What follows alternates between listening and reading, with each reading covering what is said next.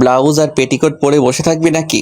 ওদিকে যে গায়ে হলুদের অনুষ্ঠান শুরু হয়ে গেল, সেই খবর আছে?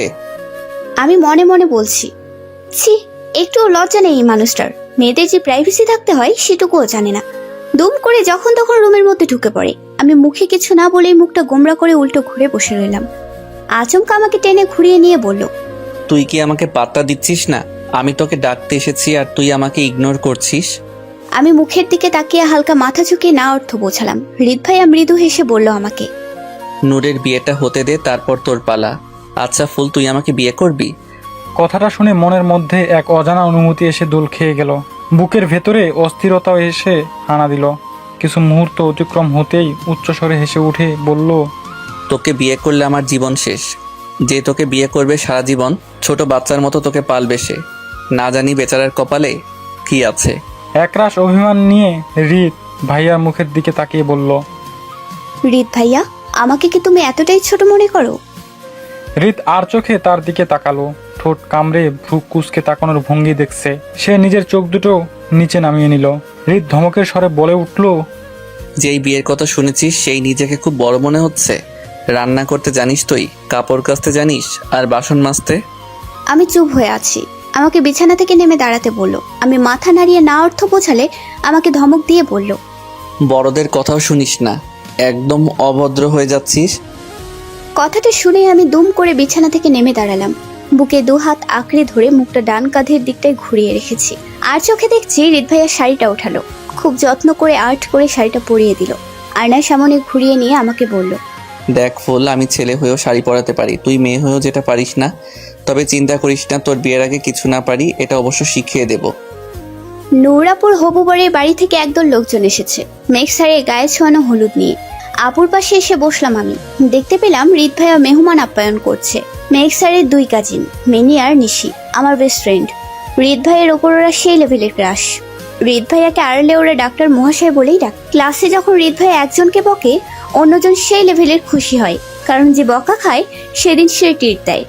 আমি সব দিক থেকেই ট্রিট পাই, তবে বকা একটু আমি বেশিই খাই। আমাকে বকা দেওয়ার শাসন করার কোনো অজুহাত ছাড়ে না হৃদ ভাইয়া। মিনি আর নিশির চোখের পলক যেন সরছে না হৃদ ভাইয়ার ওপর থেকে।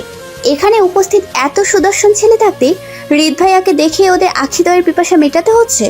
ওদেরকে ভিড় ঠেলে কোনায় টেনে নিয়ে বললাম আমি, এখানে আমার আত্মীয় স্বজনদের মধ্যে অনেক সুদর্শন ছেলে আছে, কাকে চাই বল? এই যাবো আর তড়ি বাজিয়ে তোদের সামনে এনে দাঁড় করাবো। এমন জাদু করব না, তোদের প্রেমে হাবুডুবু হাবুডুবু খাবে। ওরা আমাকে একটা চেয়ারে বসালো। দুজন দু কাঁধে এক হাতের ভার দিয়ে একটু নিচু হয়ে কানের কাছে এসে বলল, তোর কাজিন ওই ডাক্তার মহাশয়। উঠে দাঁড়ালাম আমি। ওদের দিকে মুখটা মলিন করে বললাম, জানিস তো আমি হৃদ ভাইয়াকে কত ভয় পাই। আচ্ছা একটা কাজ কর তোরা, আজ সুযোগ নেই, ইচ্ছে মতো মজা নেই, বিয়ে বাড়ি বলে কথা। আর তোরা ছেলেপক্ষের কাজিন, হৃদ ভাইয়া নূরাপুর কাজিন, তাহলে সম্পর্ক কি দাঁড়ালো তোদের মধ্যে? বেয়ান আর বিয়াই, তাই তো? তোরা গিয়ে হৃদ ভাইয়াকে হলুদ রং আবির কিছু দিতে পারিস, কোনো বাধা নেই। বীরের মধ্যে কেউ দেখবে না, দেখলেও তোদের কিছু বলবে না।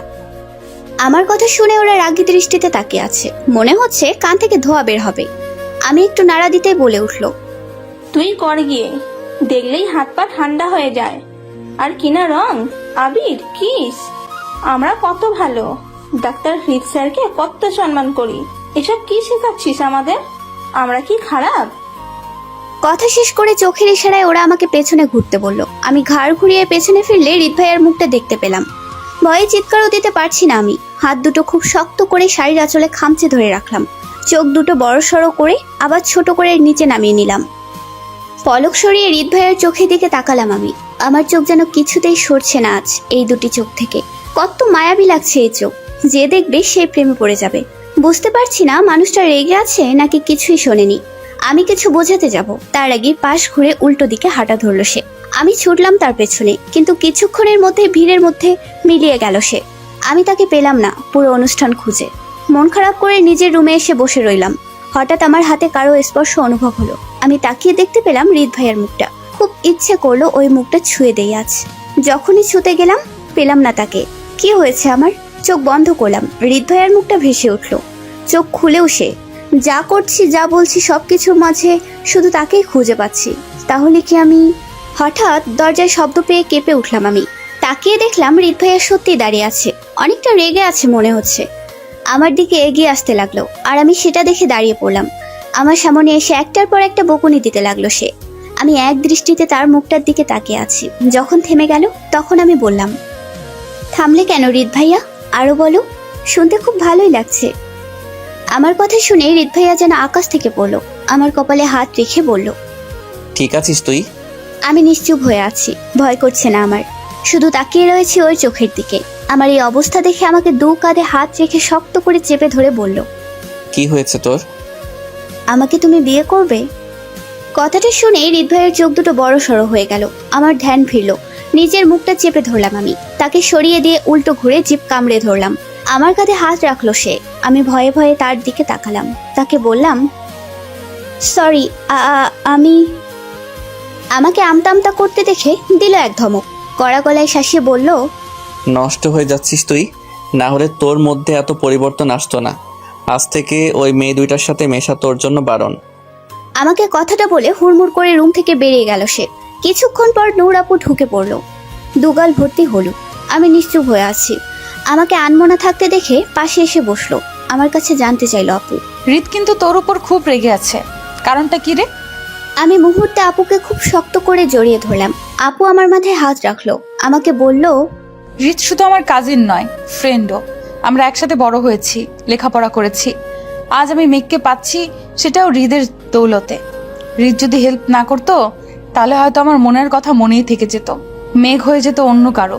তবে একটা জিনিস বুঝতে পারছি না আমি, হৃদ তো রুম থেকে রেগে কেন বের হলো? আমি এত করে ডাকলাম, পাত্তাই দিল না। আমার এই পুচকু বোনটা কি এমন করলো যে হৃদ এতটা রেগে গেল? কিছুই করিনি আমি। তুমি তো জানোই হৃদ ভাইয়ার স্বভাব, শুধু শুধু রেগে যায়। হ্যাঁ, এটাও ঠিক। তবে তুই কি জানিস হৃদ কেন তোর এত পেছনে লাগে? জানি তো, মজা নেওয়ার জন্য। আমার কোনো ভুল পেলে হৃদ ভাইয়া ভীষণ মজা পায়, একটা সুযোগও ছাড়ে না আমাকে নিয়ে হাসার। আপু শব্দ করে হেসে উঠল। আমি তাকিয়ে পড়তেই চুপ হয়ে গেল। আমি কিছু বলবো এমন সময় আপুর ফোনটা বেজে উঠল। স্ক্রিনে তাকিয়ে দেখলাম মেঘ নামটা ভেসে উঠেছে। আমি রুম থেকে বেরিয়ে আসলাম। মনে মনে ভাবলাম, মেঘ স্যার কত ভালো, আপুকে কতটা ভালোবাসে, কখনো বকে না, কখনো টেনশনে ফেলে না। আপু খুব ভালো থাকবে মেঘ স্যারের সাথে। সন্ধ্যার সময় নূর আপুকে বধূবেশে সাজানো হচ্ছে। আপু চলে যাবে বলে মনটা খুব খারাপ। মিনি নিশি প্রথম গাড়িতে চড়ে এসেছে। ওদের সাথে কোনো কথা বলছি না আমি, যতদূর পারছি ওদের এড়িয়ে চলছি। ওদের খুব রাগ হচ্ছে আমার ওপর। ওরা জোর করে আমাকে এক কোণায় টেনে নিয়ে বলল, ভাব দেখাচ্ছিস তোদের বাড়িতে এসেছি বলে? আমি মাথা ঝাঁকিয়ে না অর্থ বোঝালাম। ওরা বলল, তাহলে তোর সমস্যাটা কি? আমি দূর থেকে হৃদ ভাইয়াকে দেখতে পেয়ে ইশারায় বোঝালাম, বারণ করেছে ওদের সাথে মিশতে। ওরা অসহায় ভঙ্গিতে আমার দিকে তাকিয়ে বলল, তাহলে কি তুই আর আমাদের সাথে মিশবি না? আমি মাথা ঝাঁকিয়ে না অর্থ বুঝিয়ে চলে আসতে লাগলাম। এমন সময় হৃদ ভাইয়া এসে আমার সামনে দাঁড়ালো, আমার হাত ধরে টানতে লাগলো। আমাকে বাড়ির ভেতরে নিয়ে এসে শক্ত গলায় প্রশ্ন করলো, ওদের সাথে আবার কি? ওরা আমার বেস্ট ফ্রেন্ড। কথাটা শুনে আমার এক হাত টেনে ধরে দাঁত কটমট করে বলল, আর আমি, আমার কথার কোনো দাম নেই তোর কাছে? আছে তো, তাই তো ওদের সাথে কথা বলিনি। তুমি বললে তাই বলবো। হৃদ ভাই আমার হাতটা ছেড়ে দিল, আমাকে বলল, ঠিক আছে, এবারের মতো ক্ষমা করলাম, নেক্সট টাইম যেন ওদের সাথে এমন প্ল্যান করতে না দেখি। আমি মাথা কাত করে বললাম, তাহলে এখন ওদের কাছে যেতে পারবো? একটু ভেবে বলল, যা। ঘড়ির কাঁটায় 9টা ছুঁই ছুঁই। বিয়ে পড়ানো শেষ। আপুকে গাড়িতে তুলে দেওয়া হচ্ছে। সকলের চোখে পানি। আপুকে ছাড়া কিভাবে থাকবো সেই টেনশনে কিছু খাওয়া হয়নি সারাদিন। আপু চলে যাওয়ার পর রুমে এসে বসলাম। বড্ড ফাঁকা ফাঁকা লাগছে এই রুমটা। কাঁদতে কাঁদতে ঘুমিয়ে পড়লাম রাতে। সকালে ঘুম ভাঙলো মায়ের ডাকে। উঠে দেখি 8টা বাজে। মা বলল হৃদ ভাইয়া হসপিটালে চলে গেছে। 8:30টায় তার প্রথম ক্লাস। আমি ফ্রেশ হয়ে ব্রেকফাস্ট করে 9টার দিকে হসপিটালে চলে এলাম। এখন অফ পিরিয়ড, তাই বসে থাকতে হবে। তাই আড্ডা দিচ্ছি ফ্রেন্ডের সাথে ক্যান্টিনে। আর ফার্স্ট ক্লাসে সব পড়া বাবলুকে বলেছি লিখে দিতে। বাবলু পড়া লিখছে। এর মধ্যে একটা ছেলে এসে ওর হাতে কিছু টাকা আর একটা চিঠি গুঁজে দিয়ে বলল, চিঠিটা আমার খাতার মধ্যে রাখতে। বাবলু টাকাগুলো নিজের পকেটে রেখে চিঠিটা আমার খাতার ভেতরে ভরে দিল। ছেলেটা এত বোকা কেন যে যা বলে বলদের মতো সব করে? খাতাটা আমাকে দিয়ে চলে গেল। এমন সময় ক্যান্টিনে হৃদ ভাইয়া আসলো। আমার নাম ধরে ডাকলে মুখটা ফ্যাকাশে করে উঠে দাঁড়ালাম আমি। এগিয়ে এসে আমার সামনে দাঁড়িয়ে বলল, আমার ক্লাসটা মিস করেছো তুমি? বুঝলাম কাল অনেক রাত করে ঘুমিয়েছো। এখন আমি ফ্রি আছি আর তুমিও বসে আছো। যদি চাও আমার চেম্বারে এসে ক্লাসটা করতে পারো। আমি ঝট করে বলে উঠলাম, চাই না আমি। হৃদ ভাইয়া রাগী ভঙ্গিতে তাকালো আমার দিকে, আমার বই খাতা হাতে তুলে নিয়ে বলল, আমি তোমাকে বলতে এসেছি, জিজ্ঞাসা করতে আসিনি, আমার সঙ্গে এসো। কথাটা বলে উল্টো ঘুরে হাঁটতে লাগলো। আর আমি মুখটা মলিন করে সবাইকে বাই বলে পেছনে ছুটলাম। হৃদ ভাইয়ার সামনে খাতা কলম হাতে বসে আছি। আমার চোখে মুখে অস্বস্তির ছাপ দেখতে পেয়ে উঠে দাঁড়িয়ে পড়লো সে। ঘুরে এসে আমার পেছনে থেকে হাতে আঙুলগুলো কলমে বাঁধিয়ে শক্ত করে চেপে ধরলো। আমি ব্যথা পেয়ে উফ বলে উঠলাম। আমার মুখটা চেপে ধরে ধমক দিয়ে পড়ল, লেখাপড়ায় মন নেই? ডাক্তার হওয়া এত সোজা? আগের সেমিস্টারে টেনে টুনে পাশ করেছিলি, এখন কোনো ফাঁকিবাজি চলবে না। নূরও নেই, দরকার পড়লে সারা রাত তোকে আমি পড়াবো। নে খাতা বের কর, আর যা বলি তাই নোট কর। আমার এখন কান্না পাচ্ছে খুব। এত নিষ্ঠুর কেন এই মানুষটা? আমি পড়বো না তাও পড়াবে? বাইরে সবাই কত আড্ডা দিচ্ছে, কত মজা করছে, আর এই মানুষটা আমাকে জেলখানায় বন্দি করে রেখেছে। এগুলো বই মনে তো হচ্ছে এক একটা পাহাড়, যা আমার মাথার উপর দিয়ে ভেঙে ভেঙে পড়ছে। আমাকে পিঠে একটা ধাক্কা দিয়ে বলে উঠল, এখনো বসে আছিস তুই? আমি ভয়ে ভয়ে খাতা খুললাম। তারপর যেটা দেখলাম সেটা দেখে আমার হিসকে উঠতে লাগলো। খাতাটা বন্ধ করতে গেলাম আমি, আমার হাতটা শক্ত করে চেপে ধরলো সে। এক টানে খাতাটা আমার হাত থেকে নিয়ে নিল। মনে মনে বলছি, আজ আমি শেষ। কে করলো এমন একটা কাজ? হৃদ ভাই আমার হাত ধরে জোরে টেনে দাঁড় করালো। আমাকে নিজের দিকে ঘুরিয়ে কাগজটা সামনে ধরে বলল, কি এসব? হৃদ ভাইয়া চোখ দুটোর আগে গজগজ করছে। ভয়ে আমার হাত পা ঠান্ডা হয়ে আসছে। কিভাবে বাঁচবো আজ? আমি আমতা আমতা করে অসহায় দৃষ্টিতে তাকিয়ে বললাম, কি কি এসব? আমাকে এক ধাক্কায় টেবিলের উপরে ফেললো। দুই হাত দিয়ে কাঁধে শক্ত করে চেপে ধরলো। মুখের সামনে মুখটা এনে আস্তে করে বলল, তুই কি ছেলেটাকে ভালোবাসিস? আমি মাথা ঝাঁকিয়ে না অর্থ বোঝালাম। আমাকে আবারও প্রশ্ন করলো, পরে তো বাসতে পারিস, আজ চিঠি দিয়েছে, পরে অন্য কিছু দেবে। এভাবে তোর মনে জায়গা করে নেবে ছেলেটা একদিন। তুই ভালোবাসবি ওই ছেলেটাকে? বল, ফুল ছেলেটার প্রতি তোর মনে কোনো ভালো লাগা কাজ করে? আমি মাথা ঝাঁকিয়ে আবারও না অর্থ বোঝাই। হৃদ ভাই আমাকে ছেড়ে দিয়ে টেবিলের ওপর থেকে ফোনটা উঠিয়ে এক কোণায় গিয়ে কার সাথে যেন কথা বলতে থাকে।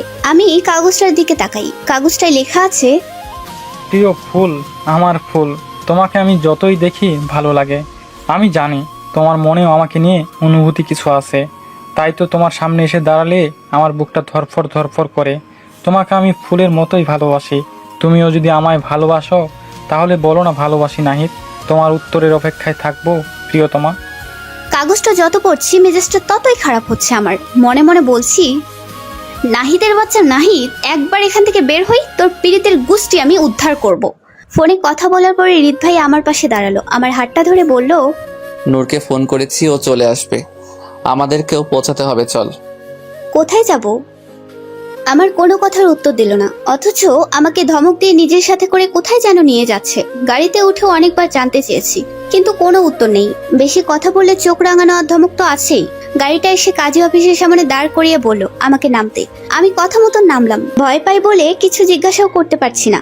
আপুকে দেখতে পেলাম। আপুর কাছে হৃদ ভাইয়ের সামনে কিছু জিজ্ঞাসাও করতে পারছি না আমি। আমাকে নিয়ে ভেতরে ঢুকলে কাজী বলে উঠল, বরকনে কোথায়? আপু আমাকে আর হৃদ ভাইয়াকে দেখিয়ে দিল। আমি অবাক, হা হয়ে আছি। আজ আমার কেমনে বিয়ে?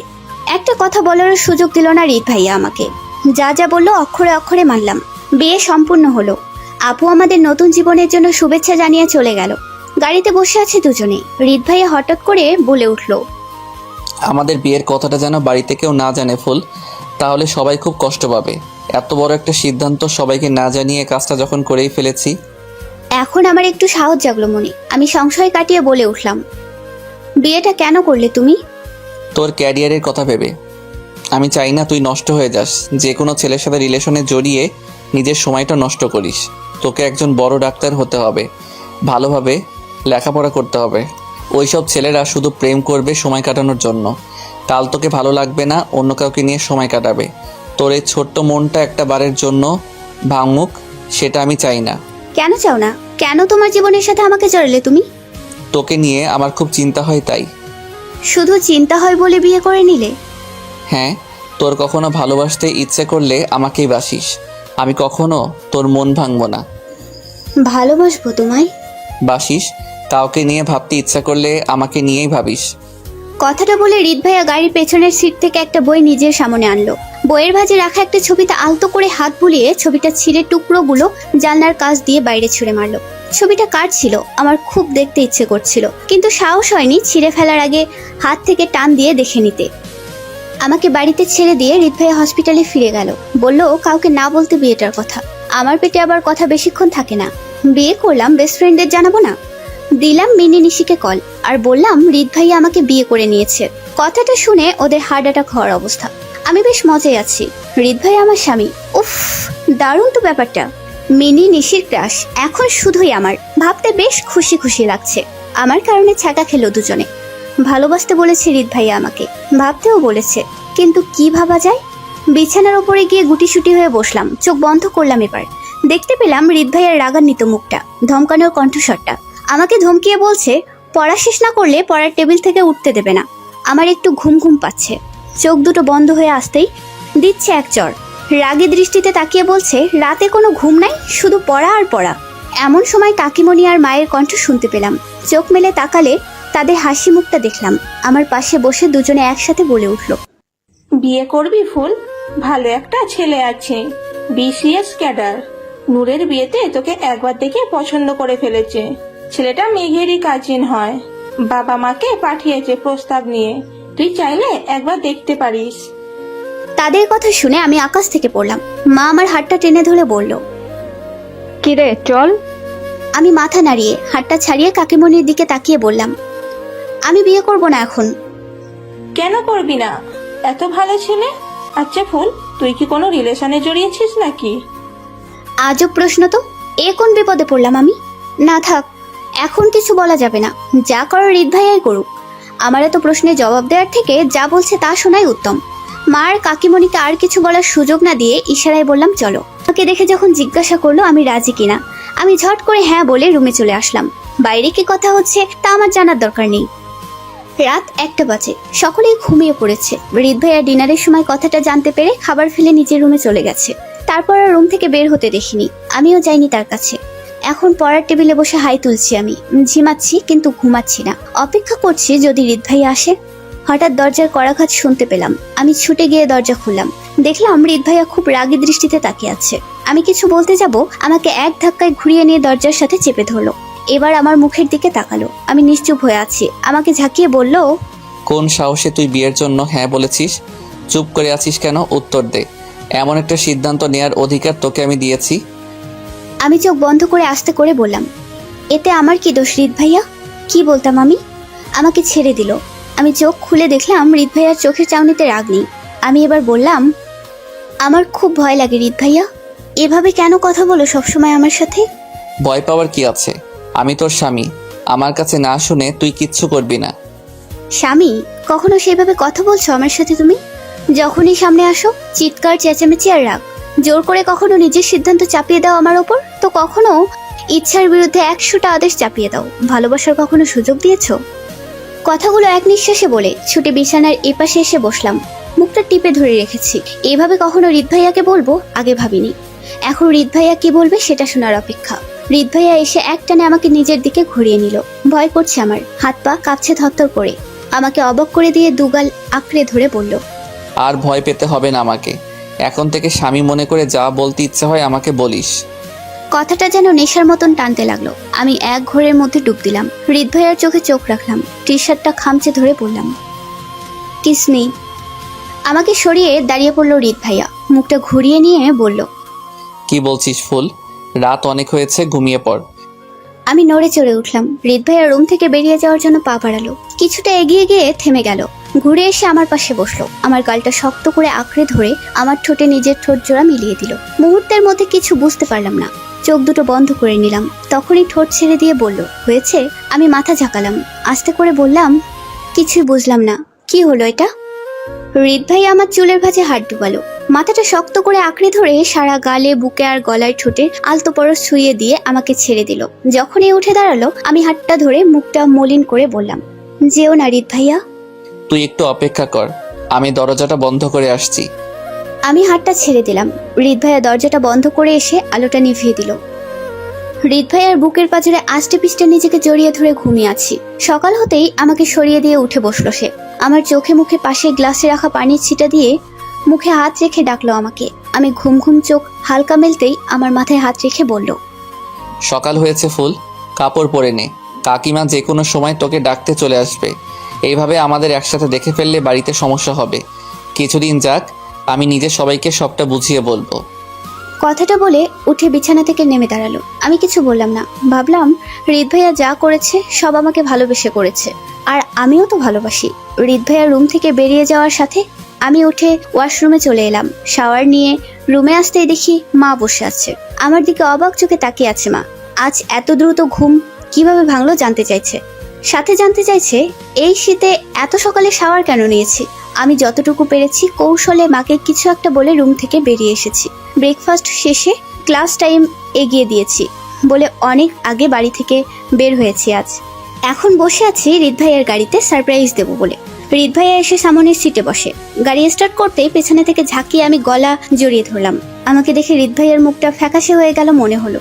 মুখে একটুও হাসি নেই। গাড়ি থেকে নেমে ঘুরে এসে আমাকে টেনে নামিয়ে বলল, আমরা একসাথে হসপিটালে যেতে পারবো না, সবাই কি ভাববে? কিছুই ভাববে না, আমি তো তোমার ফ্যামিলি মেম্বার। স্ত্রীর পরিচয় না দাও, কাজিন হিসেবে নিয়ে চলো। একই বাড়িতে থাকি, একই জায়গাতে যাব, একসাথে গেলে কি প্রবলেম? আমার কোনো কথাই বুঝলো না হৃদ ভাইয়া। যদিও আগের মতন রেগে বলেনি, তবে ভালোবেসে বুঝিয়ে বলেছে আমাদের আলাদা যেতে হবে হসপিটালে। আর আমিও হৃদ ভাইয়ার মুখের ওপর কখনো কথা বলতে পারি না। এত সুন্দর করে বললে না শুনে কি পারা যায়? আমাকে একটা ইজি বাইক ডেকে উঠিয়ে দিয়ে হৃদ ভাইয়া চলে গেল। আমি হসপিটালে পৌঁছলাম। হৃদ ভাইয়াকে খুঁজলাম কিন্তু পেলাম না। এখনো হসপিটালে আসেনি মানুষটা। আমার খুব টেনশন হচ্ছে। আমার আগে চলে আসার কথা ছিল তার। রাস্তায় কোনো বিপদ আপদ হয়নি তো তার? হাজার প্রশ্ন মাথায় নিয়ে ক্লাসরুমে ঢুকলাম। দেখতে পেলাম ডক্টর মেঘ স্যারের ছোট বোন প্রিয়া এসেছে আজকে অনেকদিন পর। মেয়েটার আলাদা গ্যাং। মিনি নিশি কাজিন হলেও ওদের সাথে তেমন একটা মেশে না সে।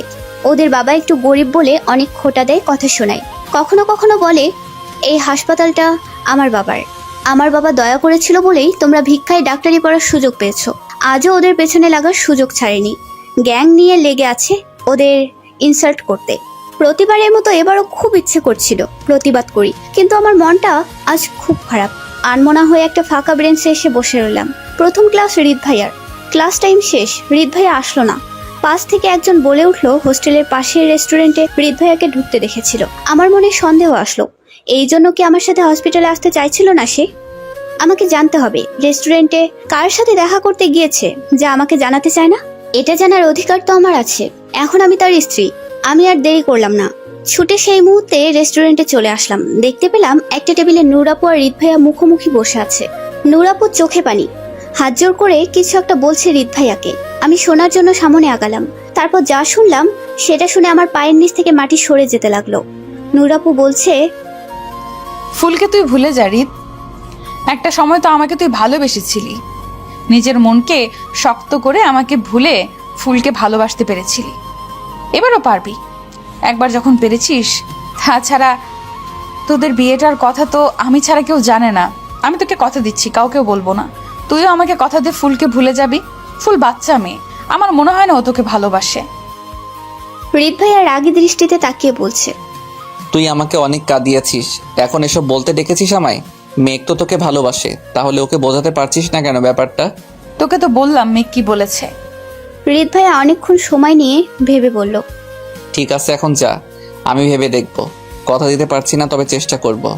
এটুকু শুনে আমার চোখে পানি চলে আসলো। আর এক মুহূর্ত এখানে আমি দাঁড়াতে পারছি না। এসব পারবো না দেখতে আমি। এত বড় ধোকা। আমি চলে আসলাম রেস্টুরেন্ট থেকে। সারাদিন হৃদ ভাই আমার সামনে আসেনি। খুব কষ্ট হচ্ছে আমার মনকে ভাবাচ্ছেও। হৃদ ভাই আপুকে ভালোবাসতো, আর এখন ছি, আমি ভাবতে পারছি না।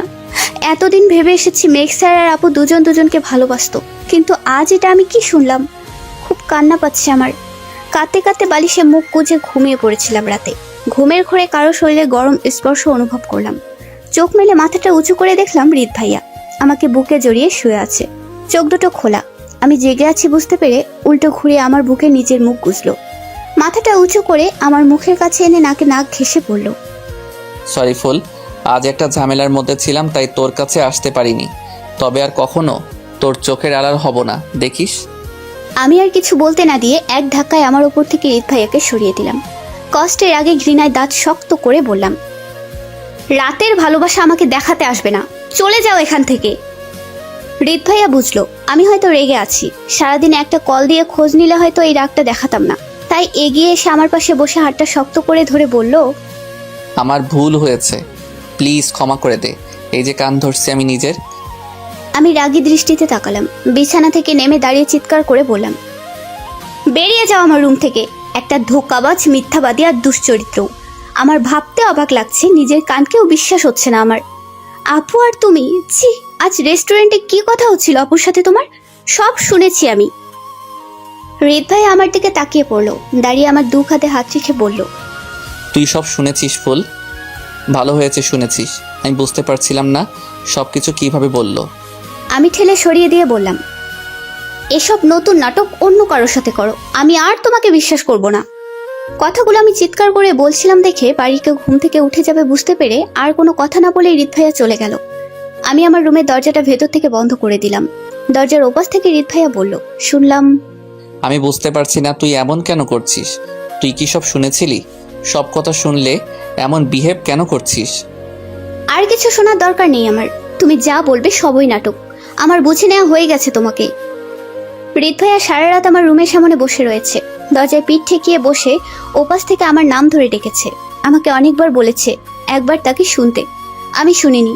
এপাশ থেকে কোনো শব্দ না করে আমিও দরজায় পিঠ ঠেকিয়ে বসে আছি, মুখ টিপে কাঁদছি। খুব কষ্ট হচ্ছে আমার। এতটা নিখুঁতভাবে অভিনয় করতে পারলো আমার সাথে। আপুকে ভালোবাসতো, আপুর জন্য অনেক কেঁদেছে। এই কথাগুলো যেন মনে পড়লে আমার বুকের ভেতরটা ব্যথায় চিনচিন করছে। আপুকে বলছে আমাকে ভুলে যাওয়ার চেষ্টা করবে।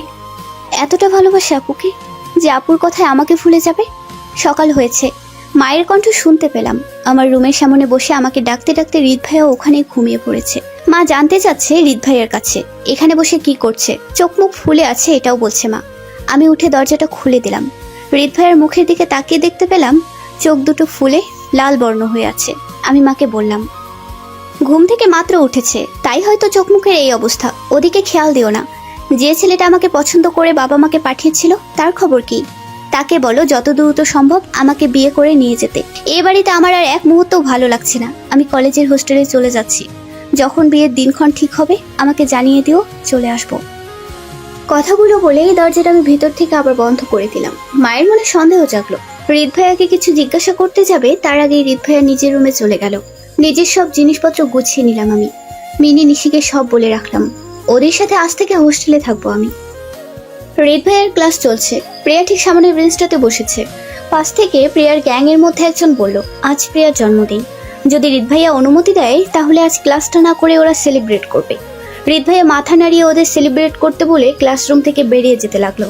প্রিয়া হৃদ ভাইয়ের হাতটা ধরে বসলো। মুহূর্তের মধ্যে পুরো ক্লাসে হই হুল্লোড় শুরু হয়ে গেল। মিউজিক বাজলে প্রত্যেকে কাউকে নিয়ে ডান্স করতে লাগলো। মিনি নিশিও জয়েন করলো এই সেলিব্রেটে। আমি লাস্ট বেঞ্চে বসে খেয়াল করলাম প্রিয়া হৃদ ভাইয়াকে টেনে টেনে ডান্স করার চেষ্টা করছে। নিজের কোমরে হৃদ ভাইয়ার হাত গুজে দিচ্ছে। হৃদ ভাইয়া ছেড়ে দেওয়ার পরও জোর করে হৃদ ভাইয়াকে জড়িয়ে কাছে ঘেঁচতে চাইছে। আমার প্রচন্ড রাগ হচ্ছে। একমাত্র আমি এখানে বসে সবটা দেখছি, নিজের চোখের সামনে দেখতে পাচ্ছি না এসব। উঠে এসে মিউজিক অফ করে দিলাম। সকলে ডান্স করতে করতে থেমে গেল। প্রিয়া এখনো হৃদ ভাইয়াকে শক্ত করে ধরে আছে। এগিয়ে এসে প্রিয়াকে আমি এক ধাক্কায় নিচে ফেলে দিলাম। আঙুল উঁচিয়ে চিৎকার করে বললাম প্রিয়াকে, স্যারকে স্যারের চোখে দেখো, ভদ্রতা সাপেক্ষে দূরত্ব বজায় রাখো। তোমার জন্মদিন, বন্ধুদের নিয়ে এনজয় করো। ওনাকে কেন টানছো?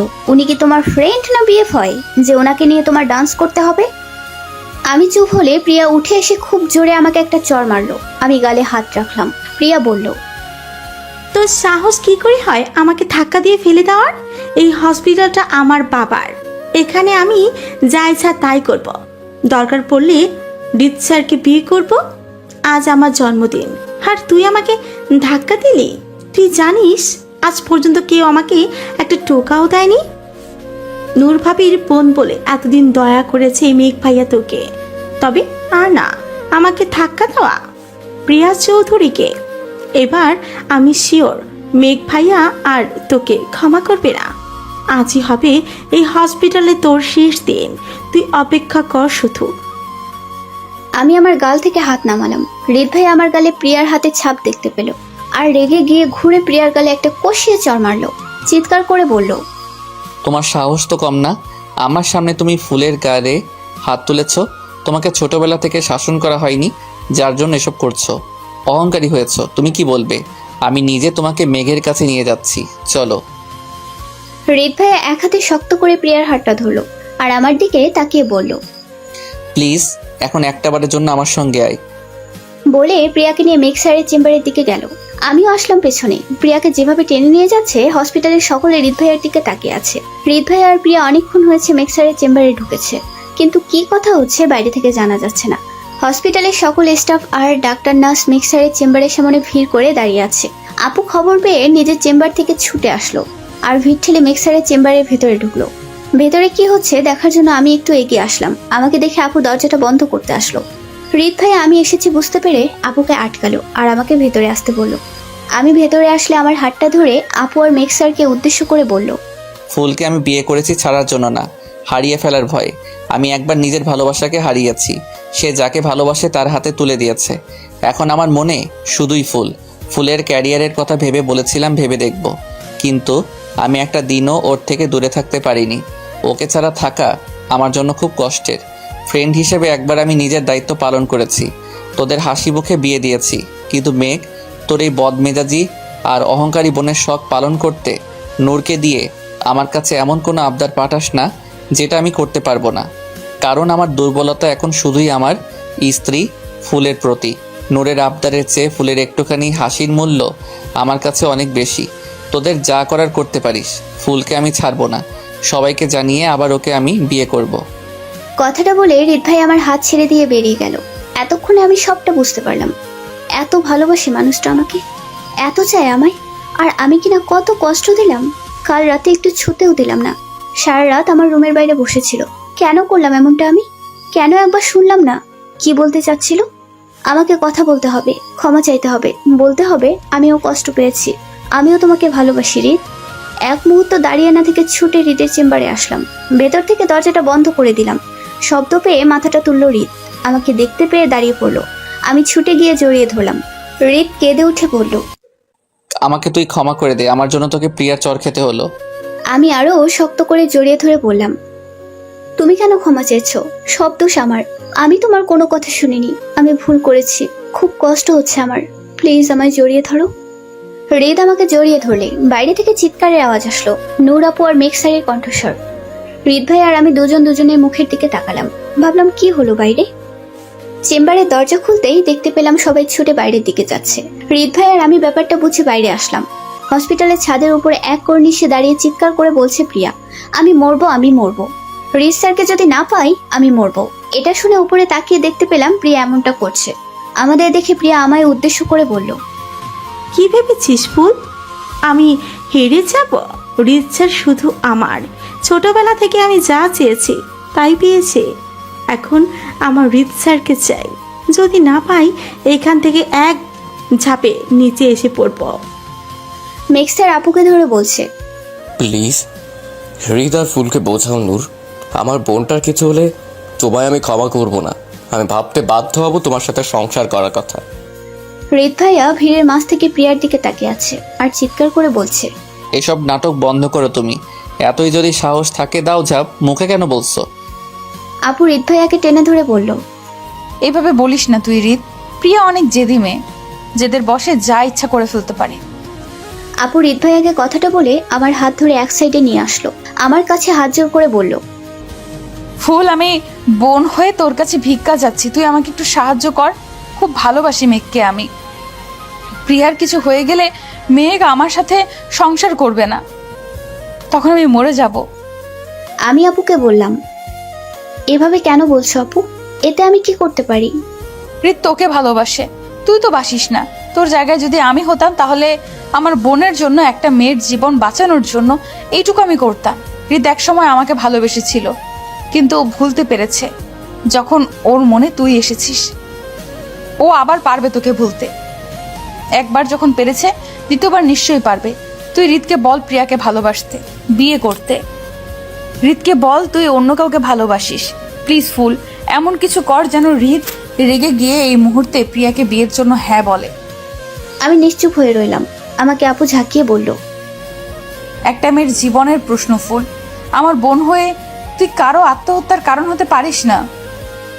আমি ভেবে দেখলাম আপুকে তো হৃদ ভাই একটা সময় ভালোবেসেছিল আপুর সুখের জন্য মেক্সারের মতো এত ধনী একজনের সাথে বিয়ে দেওয়ার অনেক চেষ্টা করেছে, অনেক অপমানিত হয়েছে আপুর সুখের জন্য। আর আজ আপুর সংসার বাঁচাতে হৃদ ভাইয়ার এত পরিশ্রম আমি বৃথা হতে দেব? আপুকে আমি বললাম, বেশ, তোমার খুশির জন্য প্রিয়াকে হৃদ ভাইয়া বিয়ে করবে। আমার কোনো দাবি নেই হৃদ ভাইয়ার প্রতি। হৃদ ভাইয়া আজ থেকে শুধু প্রিয়ার। আপু আমার কাছে জানতে চাইলো, তুই রিতকে ভালোবাসিস না তো? যদি ভালোবেসে থাকিস তাহলে আমি তোকে জোর করব না। আমি মাথা নাড়িয়ে আপুর কাঁধে হাত রেখে বললাম, না আপু, আমি হৃদ ভাইয়াকে কখনো ভালোবাসিনি। তুমি আমার কথা ভেবো না, প্রিয়াকে সামলাও, আমি একটু আসছি। আমি বাড়িতে ফোন করে কাকিমণির কাছ থেকে সেই ছেলেটার ফোন নাম্বার নিলাম যার সাথে আমার বিয়ে ঠিক হয়েছে। আমার একটা ফোনে ছেলেটা ছুটে এলো হসপিটালের সামনে। তার নাম সায়ান। আমি সায়ানকে বললাম সবটা। সায়ান প্রিয়া আর মিক্সারির কাজিন, সে জানে প্রিয়া কেমন, তাই আমার সাথে অভিনয়ের জন্য হ্যাঁ বলে দিল। আমরা দুজন হাতে হাত ধরে ভিড়ের মধ্যে আসলাম। হৃদ ভাইয়াকে দেখিয়ে হেসে উঠে সবাইকে উদ্দেশ্য করে বললাম, প্রিয়াকে হৃদ ভাইয়া বিয়ে করবে কিনা জানি না, তবে তোমরা সবাই আমার বিয়েতে এসো, এর সাথে আমার বিয়ে হবে। হৃদ ভাই আমাকে টেনে নিজের দিকে ঘুরিয়ে নিল। আমাকে বলল, এসব কি করছিস তুই? সায়ানকে আমি আপুর বিয়েতে দেখেই পছন্দ করে নিয়েছিলাম, আর ওকে আমি বিয়ে করব, ভালোবাসি ওকে। কথাটা শুনে হৃদ ভাইয়া নিশ্চুপ হয়ে রইল। মনে হচ্ছিল জীবনে আরো একবার ভালোবাসায় এমনভাবে ঠকবে কখনো ভাবিনি। কোনো কিছু না বলে ওখান থেকে চলে গেল হৃদ ভাইয়া। আমি ওপরে তাকিয়ে বললাম, হৃদ ভাইয়া তোমার প্রিয়া তোমাকে বিয়ে করবে, নিচে নেমে এসো।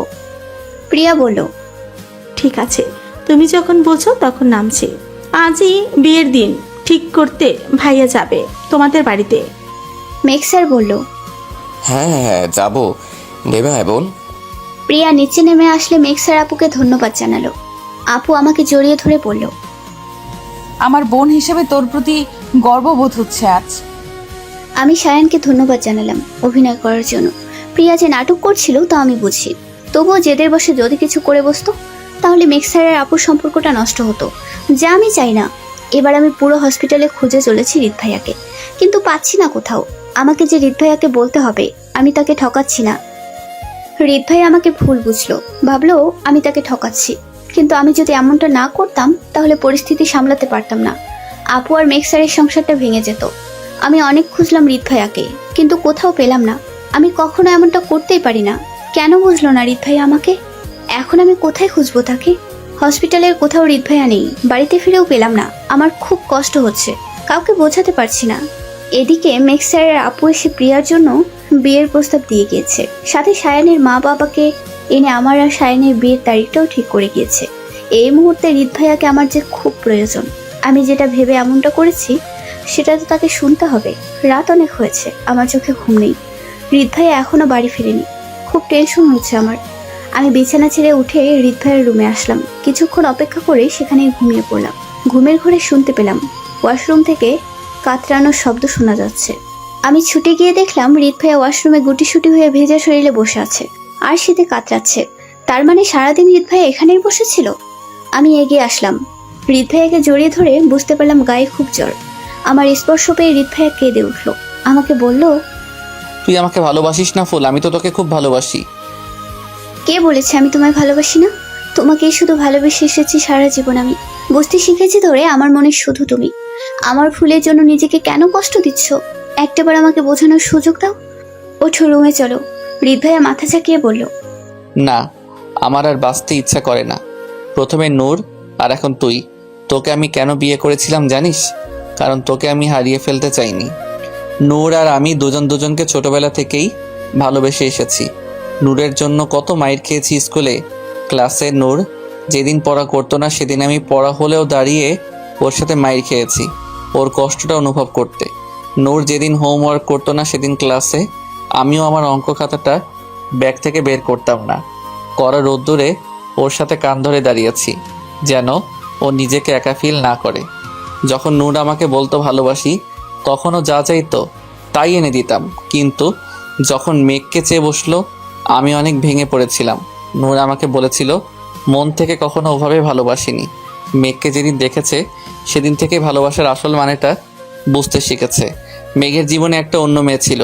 নূর সবসময় মন মরা হয়ে থাকতো, ঠিক মতন খেত না, নিজের যত্ন নিত না, কারোর সাথে হাসি মুখে কথাও বলতো না।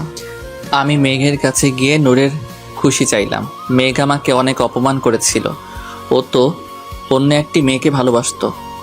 যখন আমি জানতে পারলাম মেয়েটি ভালো না, শুধুমাত্র টাকার লোভে মেয়ের সাথে রিলেশন করছে, তখন আমি সব প্রমাণ জোর করে মেঘের সামনে রাখলাম। মেঘ আমার প্রতি কৃতজ্ঞ হলো, আমাকে বন্ধু মানলো। আমি তখন মেঘ আর নূরকে এক করার চেষ্টা করলাম। ওদের একসাথে দেখা করানো, দুজনকে দুজনের জন্য যোগ্য প্রমাণ করা, সব কিছু আমি করেছি। প্রচণ্ড হতাশায় থাকতাম আমি। একদিন বাড়িতে এসে তোর এই নিরীহ মুখটা দেখলাম। আমার প্রতি তোর এত কেয়ারিং সেদিন প্রথম আমার ভালো লাগাতে পরিণত হলো। ধীরে ধীরে তোকে ভালোবাসতে চেষ্টা করলাম যেন নূরকে ভুলতে পারি। আর আজ আমি তোকে এতটা ভালোবেসে ফেলেছি যে তোকে ছাড়া গোটা দুনিয়াটা আমার কাছে শূন্য লাগে। আমি মরে যাব তোকে না পেলে ফুল। তুই যত ইচ্ছা কষ্ট দে আমায়, শুধু আমার সাথে থাক। একটু ভালোবাসা আমায় প্লিজ ফুল। কখনো বলিস না অন্য কাউকে ভালোবাসি। কথা বলতে বলতে চোখ বন্ধ হয়ে আসলো হৃদ ভাইয়ার। আমি হৃদ ভাইয়াকে শক্ত করে জড়িয়ে ধরে বললাম, আমি আপুর মতন নই, তুমি আমার প্রথম ভালোবাসা আর এখন আমার স্বামী। কোনো কিছুর বিনিময়ে তোমাকে আমি কষ্ট দেব না। হৃদকে ধরে উঠিয়ে ভেজা কাপড় খুলে বিছানায় এনে শুয়ে দিলাম। কম্বলটা টেনে দিয়ে তোয়ালে দিয়ে মাথার চুল মুছতে লাগলাম। হৃদ ভাইয়ার শীত যেন তীব্র হতে লাগলো। এত জ্বর কি করব বুঝতে পারছি না। উঠে আমার রুম থেকে কম্বল আনতে পা বাড়াতেই হৃদ ভাইয়া পেছন থেকে আমার হাতটা ধরে বসলো। আমাকে বলল, আমায় ছেড়ে আর এক মুহূর্তের জন্য দূরে যাস না ফুল। আমি গেলাম না। কম্বলের ভেতরে এসে হৃদ ভাইয়াকে খুব শক্ত করে জড়িয়ে ধরলাম। জানতে চাইলাম, তোমার কি খুব শীত করছে হৃদ ভাইয়া? হৃদ আমাকে ঘুরিয়ে আমার উপরে এসে শক্ত করে আমাকে জড়িয়ে ধরে গলায় নাক ডুবিয়ে বলল, আমাকে আর ভাইয়া বলিস না, নাম ধরে ডাকিস। আমি চোখ বন্ধ করে বললাম, আজ সত্যি মনে হচ্ছে আমি তোমার স্ত্রী। তুমি বিয়েটা ওভাবে না করলে এই ফিলটা আর আমার প্রতি তোমার এই পাগল করা ভালোবাসাটা আমি বুঝতাম না হৃদ। প্রচন্ড শীতের সকাল, হৃদ ভাইয়ের কম্পিত শরীর, ঘড়িতে টিকটক শব্দ। মাথাটা ভার ভার লাগছে আমার, শরীরের দুর্বলতা জানান দিচ্ছে। কোনো শক্তি নেই নড়াচড়া করবার। হৃদ ভাইয়ের মাথাটা আলতো করে আমার বাহুডোর থেকে সরাতে নিলে ঘুম ঘুম চোখে মুখটা তুলে চাইলো আমার মুখের দিকে।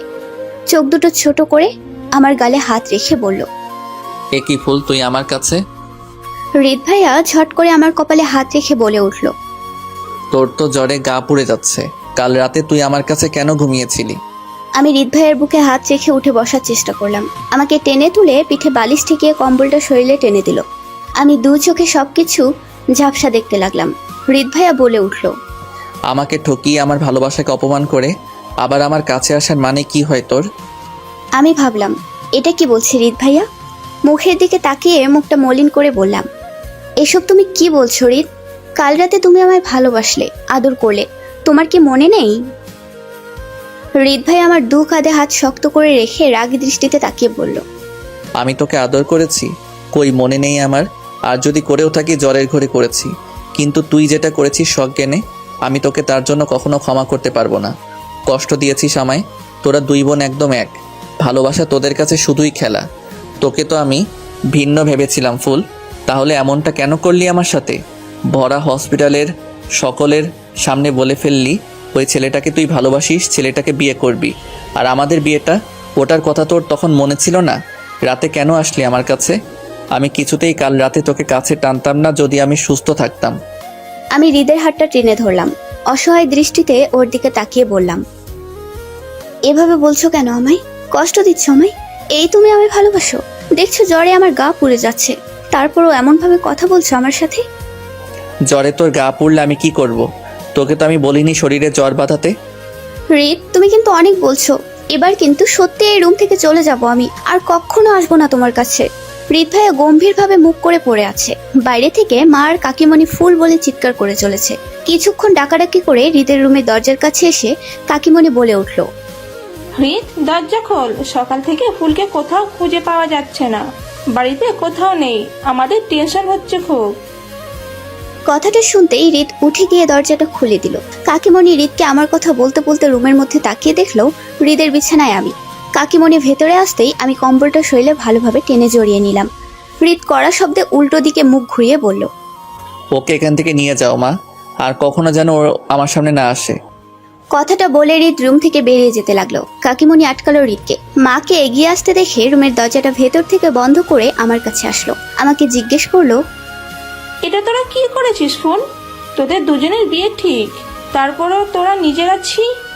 হৃদ কিছু বলতে নিলে কাকিমণি হৃদকে কষিয়ে একটা চর বসিয়ে দিল। কড়া শব্দে বলল, লজ্জা করে না তোর? মেয়েটার সাথে সারা রাত কাটিয়ে মায়ের সামনে দাঁড়িয়ে বলছিস আর কখনো তোর সামনে যেন না আসে। আমি কাকিমণির কথাটা শুনে কেঁদে উঠলাম। কাকিমণি এগিয়ে এসে আমায় ধরে দেখলো গায়ে খুব জ্বর, তাই নরম গলায় বলল, আমার ভাবতে কষ্ট হচ্ছে হৃদ, আমার সন্তান। কিন্তু ফুল তুই, তোর মা জানলে কতটা কষ্ট পাবে বুঝতে পারছিস? হৃদ এগিয়ে এসে কাকিমণিকে নিজের দিকে ঘুরিয়ে নিয়ে বলল, মা বিশ্বাস করো, আমি সত্যি এমন কিছু করতে চাইনি। ফুলই এসেছিল রাতে আমার কাছে। আমার তো জ্বরে কোনো হুঁশ ছিল না। যদি তোমার কাছে এটা অসম্মানের লাগে তাহলে বলবো ফুল আমার স্ত্রী, আমি ওকে বিয়ে করেছি, তাই এটা নিয়ে তুমি খারাপ কিছু ভাবতে পারো না। কাকিমণি একবার হৃদ আর একবার আমার দিকে তাকিয়ে কিছুক্ষণ চুপ থেকে বলল, আমার অবাক লাগছে তোর কথা শুনে। তোরা বিয়েও করেছিস, এত বড় একটা সিদ্ধান্ত নিজেদের মধ্যে নিয়ে নিলি। আমরা কি কিচ্ছু না? আমাদের একটাবার জানানোর প্রয়োজন বোধ করলি না? এমন সময় মা এসে দরজার কাছে দাঁড়িয়ে হৃদকে আর কাকিমণিকে ডাকতে লাগলো। কাকিমণি কিছু একটা ভেবে হৃদকে কড়া শব্দে বলল আমাকে নিয়ে জানালা দিয়ে রুম থেকে বেরিয়ে যেতে, আমায় নিয়ে রুমে রেখে আসতে। হৃদ না চাইতেও কাকিমণির কথায় বাধ্য হয়ে আমাকে কোলে করে রুম থেকে নিয়ে আসলো। আমাকে বিছানায় শুয়ে দিয়ে চলে যেতে নিলে আমি হাতটা টেনে ধরে বললাম, এই তোমার ভালোবাসা? এই ভালোবাসাটা হারানোর ভয়ে কাঁদছিলে কাল তুমি? হৃদ ভাইয়ার চোখে রাগ স্পষ্ট। চোখের চাহনি দেখে আমি ভয়ে হাতটা ছেড়ে দিলাম। সঙ্গে সঙ্গে হৃদ ভাইয়া মুখটা ঘুরিয়ে চলে গেল আমার রুম থেকে। কিছুক্ষণ পর মা আসলো আমার রুমে। আমাকে দেখে জানতে চাইলো আমি কোথায় ছিলাম।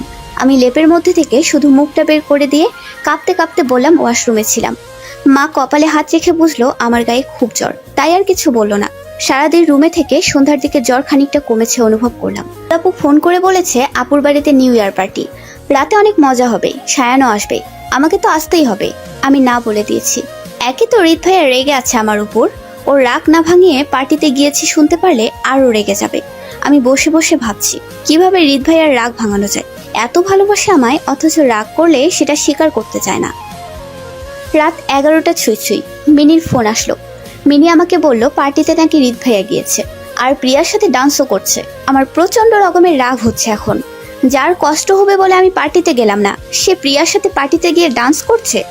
আমি রুম থেকে বেরিয়ে রান্নাঘরে সোজা ঢুকলাম। মেজাজ এতটাই খারাপ থেকে সব সবজি বের করে আপন মনে কেটে চলেছি। কাকিমণি রান্নাঘরে এসে এটা দেখে আমার কাছে জানতে চাইল, ফুল এভাবে সবজি কাটছিস কেন? আমি অন্যমনস্ক হয়ে ফিরে তাকাতে আমার হাতটা একটুখানি কেটে গেল। কাকিমণি আমার হাতে হলুদ লাগিয়ে দিয়ে বলল, কি হয়েছে ফুল, তুই এমন পাগলামি কেন করছিস? আমি অসহায় দৃষ্টিতে কাকিমণির দিকে তাকিয়ে বললাম, তোমার ছেলে আমাকে হুট করে বিয়ে করেছে। বিয়ের আগের মুহূর্ত অব্দি আমাকেও বলেনি বিয়ে করবে। হঠাৎ এসেই ভালোবাসি বলেছে। কখনো বুঝতে দেয়নি আমার প্রতি আগে কোনো অনুভূতি ছিল। কাল সারাটা রাত ভালোবাসার কথা বলেছে, আমাকে স্বপ্ন দেখিয়েছে। সকাল হতেই বলছে আমি কেন রাতে তার রুমে এসেছি। আর এখন আপুর বাসায় পার্টিতে প্রিয়ার সাথে ডান্স করছে, যার সাথে বিয়ে ঠিক হয়েছে। কোথায় ভেবেছিলাম বিয়েটা ভেঙে যাবে, কিন্তু না, তোমার ছেলে ঠিক করেই নিয়েছে আমার উপর জেদ দেখিয়ে প্রিয়াকে বিয়ে করবে। এখন তুমি তোমার ছেলের বিচার করো কাকিমণি, আমি ওর অবহেলা আর নিতে পারছি না। কাকিমণি আমাকে ঘুরিয়ে মুখের দিকে তাকিয়ে বলল, তুই কি হৃদকে খুব ভালোবাসিস ফুল? আমি মাথা কাত করে হ্যাঁ অর্থ বোঝালাম। কাকিমণি বলল, তাহলে তুই পার্টিতে যা, হৃদকে বোঝা, বাড়িতে ফিরিয়ে নিয়ে আয়। যদি না বোঝে আমি তো আছি, কথা বলবো আমি হৃদের সাথে। কিভাবে যাব আমি? মা এত রাতে বের হতে দেবে না। তুই চুপি চুপি বের হ, তোকে খুঁজলে আমি না হয় বলে দেব তুই রুমে ঘুমাচ্ছিস, যেতে দেব না তোর রুমে। আমি সঠিক সময় বুঝে তোর মাকে হৃদ আর তোর কথা বুঝিয়ে বলবো। এখন সবটা জানলে কষ্ট পাবে তোর মা। আমি একটা স্বস্তির নিঃশ্বাস ছাড়লাম। রেডি হয়ে কাকিমণির সাহায্যে বাড়ি থেকে বের হলাম। আপুর বাড়িতে এসে হৃদকে খুঁজছি। মিনি আর নিশির সাথে দেখা হলো। ওরা বলল, তুই আসবি জানলে সায়ন ভাইয়া আসতো ফুল। আমার জন্য সায়ান কেন আসবে? ওরা হেসে উঠে বলল, সায়ন ভাইয়ার মতো এত সহজ সরল একটা ছেলে যে সারা জীবন বইয়ের মাঝে মুখ বুজে রেখেছে, সে তোকে পছন্দ করে বিয়ের প্রস্তাব পাঠিয়েছে, আর তোর জন্য পার্টিতে আসতে পারবে না। সায়ান আসুক বা না আসুক তাতে আমার কি? হৃদ আমার স্বামী, ওর জন্য এসেছে এই পার্টিতে আমি। কোথায় হৃদ? তোরা দেখেছিস ওকে? মেঘ ভাইয়া আর প্রিয়ার সাথে উপরে যেতে দেখেছি। আমি তাকিয়ে দেখতে পেলাম মেক্সার সিঁড়ি থেকে নামছে, সাথে হৃদ আর প্রিয়া নেই। ওদের সামনে আর এক মুহূর্ত না দাঁড়িয়ে আমি ছুটে মা সিঁড়িতে গিয়ে মেক্সারের সামনে দাঁড়িয়ে পড়লাম।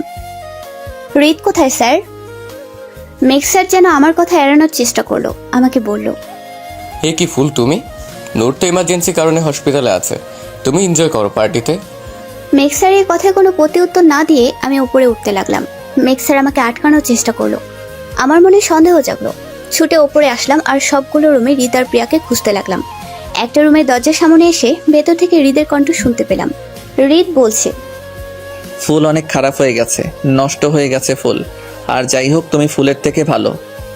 এটুকু শুনতে আমার কাঁধে মেক্সারের হাত পড়লো। মেক্সার হেসে উঠে বলল, শুনে নিয়েছে এবার হৃদ তোমাকে কতটা অপছন্দ করে, তোমাকে অন্যের সামনে খারাপ বলে, এরপরও হৃদের কাছে যাবে।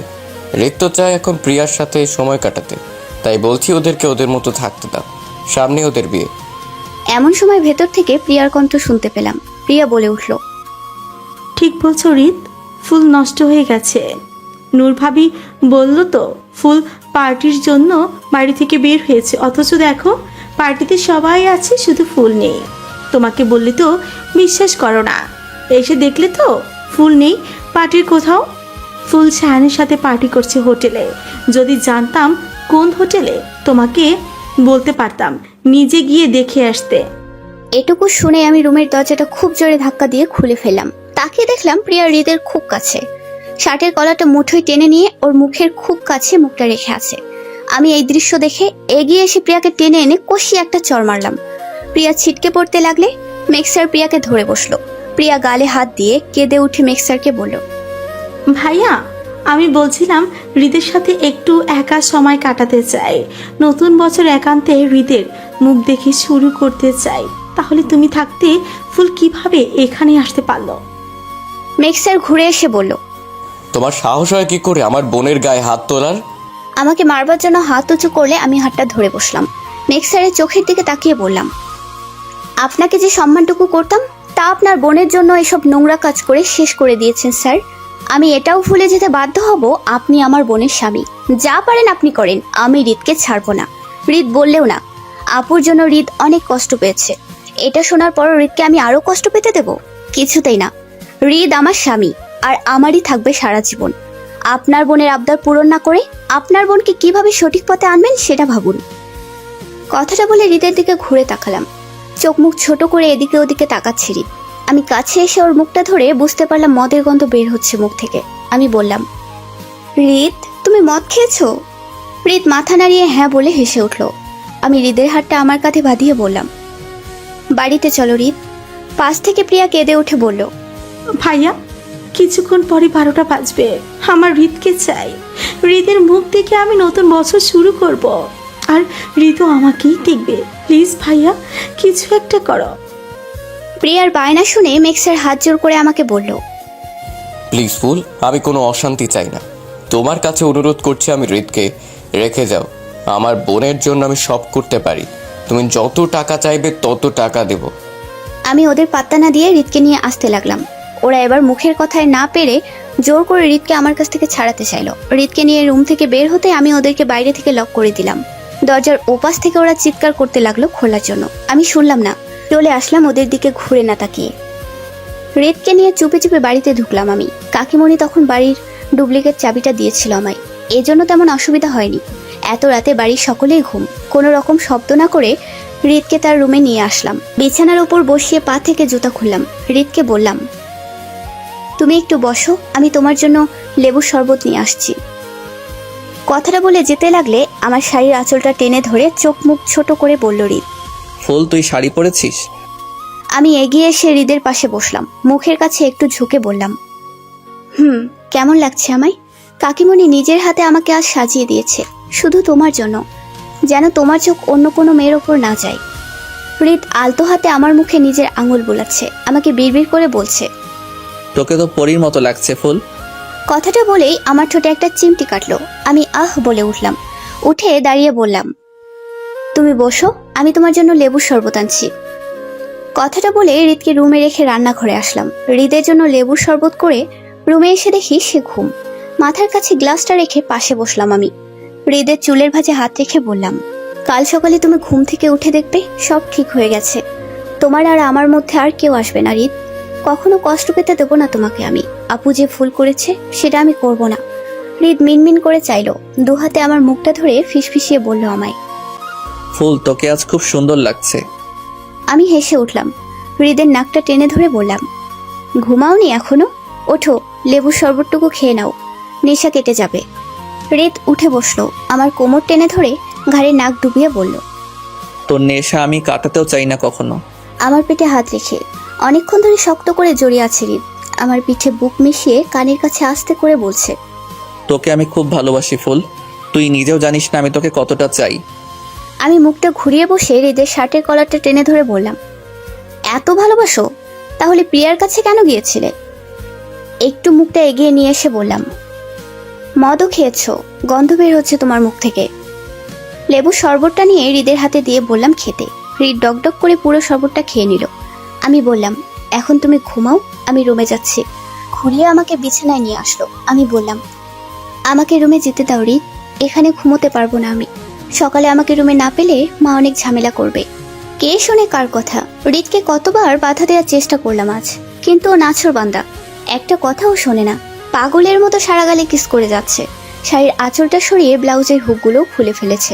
এখন আর ওকে বাধা দিতে ইচ্ছে করছে না আমার, তাই সমাপন করে দিলাম নিজেকে ওর মাঝে। সকালে ঘুম ভাঙলে হৃদকে নিজের বাহু ধরে মুখ গুজে শুয়ে আছে দেখতে পেলাম। হৃদের পিঠে হাতটা চেপে ধরে ওকে ঘুরিয়ে শুয়ে দিলাম বালিশে। বুকের ওপরে শুয়ে থুতনিতে ঠোঁটের আলতো পরশ দিয়ে চলেছি আমি।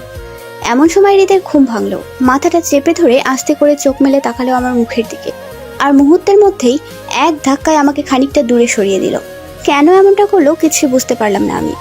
হৃদ আমার হাতটা টেনে ধরে নিজের দিকে ঘুরিয়ে নিয়ে বলল, তুই আবার কাল রাতে আমার রুমে এসেছিস? তোকে আমি বলেছি না আমার কাছে না আসতে?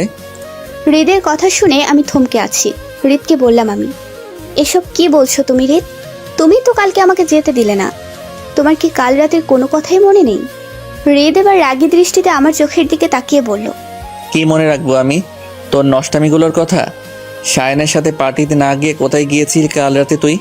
নাকি শায়নের কাছ থেকে রাতের চাহিদাটুকু মেটাতে পারিসনি বলে আমার কাছে এসেছিস? তোকে ভালোবাসাটাই আমার জীবনের মস্ত বড় একটা ভুল। তোর চেয়ে তো প্রিয়া মেয়েটা শতগুণে ভালো। আমি হৃদের মুখের দিকে তাকিয়ে আছি। প্রচন্ড রাগ হচ্ছে আমার। হৃদ আমাকে দরজার দিকে ইশারা করে চলে যেতে বলে আমি ওর বুকের পশমে খুব জোরে একটা টান দিয়ে বললাম, ইয়ার কি পেয়েছো? রাতে ভালোবেসে সকালে বলবে সব ভুলে গেছো? প্রিয়ার সাথে আমার তুলনা করছো? প্রিয়ার কথায় পার্টিতে গিয়েছো আমি আছি কিনা দেখতে, অথচ একটাবার বাড়িতে এসে দেখোনি আমি আছি কিনা। আবার আমাকে নষ্টামে বলো। তুমি নিজে কি করছিলে প্রিয়ার রুমের মধ্যে দরজা বন্ধ করে? তখন আমি না গেলে? একদম মিথ্যা বলবি না। নিজেকে ঠিক প্রমাণ করতে একদম প্রিয়াকে জড়িয়ে কিছু বলবি না আমায়। ও তাই? আমি বললে দোষ? আর তুমি যা ইচ্ছা তাই বলে যাবে? তোমার বিচার তো আমি কাকিমণির কাছে দেব। তোর যা ইচ্ছা কর, শুধু আমার সামনে থেকে এখন চলে যা। কিছু মনে করতে পারছি না আমি, যা এখান থেকে। আমি হৃদকে ধাক্কা দিয়ে বিছানার সাথে দুই কাঁধে শক্ত করে চেপে ধরে ওর পেটের উপরে উঠে বসলাম। তারপর বললাম, কোথাও যাব না আমি, তোমাকে মনে করতেই হবে কাল রাতের কথা। হৃদ মুখটা এক সাইডে ঘুরিয়ে নিয়ে বলল, কিছু মনে পড়ছে না আমার, সর ফুল। কি সরবো? বলো, আমার সাথে ভালোভাবে কথা বলবে, তারপর সরবো। আজ আমিও দেখবো তুমি কিভাবে আমায় ইগনোর করো। কাল সারাদিন জ্বরে বিছানায় পড়েছিলাম, একটু আসুনি দেখতে। তারপরও ভেবেছি তোমার রাগ কিভাবে ভাঙাবো। আর তুমি ভেবেছো আমি পার্টিতে গিয়েছি। তুই পার্টিতে যাসনি? না, আমাকে তো মিনি ফোন করে জানিয়েছিল তুমি প্রিয়ার সাথে ডান্স করছো, সেটা শুনেই তো গেলাম। তাহলে সায়ান, ও কেন আসেনি পার্টিতে? সায়ান পার্টিতে যাবে? ওর মতো একটা ছেলে পার্টিতে যেতে পারে বলে তোমার মনে হয়? আর গেলেও বা আমার কি? তুমি জানো না আমি তোমায় ভালোবাসি। ভালোবাসিস আমাকে? তাহলে হসপিটালের সকলের সামনে যে বললি সায়ানকে ভালোবাসিস। ওটা সত্যি না, ভুল করেছি আমি। আর কতবার বলবো? হৃদ উঠে বসলো, আমাকে জড়িয়ে ধরে বলল, সরি ফুল। সব মনে পড়েছে তোমার? না, তবে তুই আমায় ভালোবাসিস এটা জেনে আমার আর কোনো রাগ নেই। আমি তোকে আবার বিয়ে করব সকলকে জানিয়ে। আচ্ছা হয়েছে, আমি এখন রুমে যাব। আজ আবার মা আমাকে রুমে না পেলে ঝামেলা হয়ে যাবে একটা। হৃদ আমাকে ছেড়ে দিল আর রেডি হয়ে থাকতে বলল, আজ আমাকে সাথে করে হসপিটালে নিয়ে যাবে বলে। বিছানার উপরে অনেকগুলো ড্রেস এলোমেলো করে রেখেছি। আয়নার সামনে দাঁড়িয়ে একটা একটা করে তুলছি আর ভাবছি কোনটা আমাকে ভালো লাগবে, কোনটা পরবো আজ বুঝতে পারছি না আমি। এদিকে মা এসে সকাল সকাল আমার রুমের অবস্থা দেখে শুরু করে দিয়েছে তার বকুনি। হৃদ দিকে তাকিয়ে দেখলাম 8টা বাজতে চলো। হৃদ নির্ঘাত আমাকে এবার ফেলে রেখে চলে যাবে। তাড়াহুড়ো করে আমি এক ছুটে ওয়াশরুমে চলে আসলাম। খুব দ্রুতভাবে শাওয়ার নিলাম। পরক্ষণে মনে পড়লো ড্রেস আনতে ভুলে গেছি। রুমে মা বসে রয়েছে। মাকে বললাম, মা বিছানার ওপর থেকে যে ড্রেসটা তোমার ভালো লাগে সেটা আমাকে দাও। মায়ের কোনো সারা শব্দ নেই। আমি ওয়াশরুমের দরজাটা হালকা একটু খুলে মুখ বের করে দেখলাম হৃদ দাঁড়িয়ে আছে, হাতে একটা লাল ড্রেস। ও চোখের ইশারায় পুরো রুমটা দেখিয়ে বলল আমায়। কি করেছিস রুমের অবস্থা? হাতে থাকা ড্রেসটা আমার দিকে বাড়িয়ে দিয়ে বলল, লাল রংটা তোকে পরলে ভালো লাগবে। আমি খুশি খুশি ড্রেসটা হাতে নিলাম। অমনি মায়ের কণ্ঠ কানে এলো। মা আমার রুমের দিকে আসছে, বলছে, আমাকে দেখেছিস ফুল? আমি একটানে হৃদকে ওয়াশরুমের মধ্যে নিয়ে আসলাম। মা রুমে আসলে বলে উঠলাম, ভুলে গেছি কেন ডেকেছিলাম। তুমি যাও মা, আবার ডাকলে এসো। আমি এখানে বসেছি, তুই বের হ। যদি আবার দরকার পড়ে তোকে গুছিয়ে দিয়ে তারপর যাব। কথাটা বলে বিছানার ওপরে পড়ে থাকা এলোমেলো কাপড়গুলো গুছাতে লাগলো মা। হৃদের মুখের দিকে তাকিয়ে দেখলাম ও আমার দিকে এক দৃষ্টিতে তাকিয়ে আছে। আমি বুঝতে পারছি আমার জন্য ওর দেরি হচ্ছে, তার উপর ভিজেও গিয়েছে। আবার চোখের চাহনি দেখে ভয়ও লাগছে আমার। তখন যদি ওকে রুমের ভেতর না আনতাম, মা ওকে আমার রুমে দেখলে সমস্যা হয়ে যেত। কিভাবে বোঝাবো ওকে এটা? মুখটা এগিয়ে কানের কাছে এনে ফিসফিসিয়ে বললাম, হৃদ তোমার কি রাগ হচ্ছে আমার উপর? রাগ না হলে বলো, আমার ভয় করছে।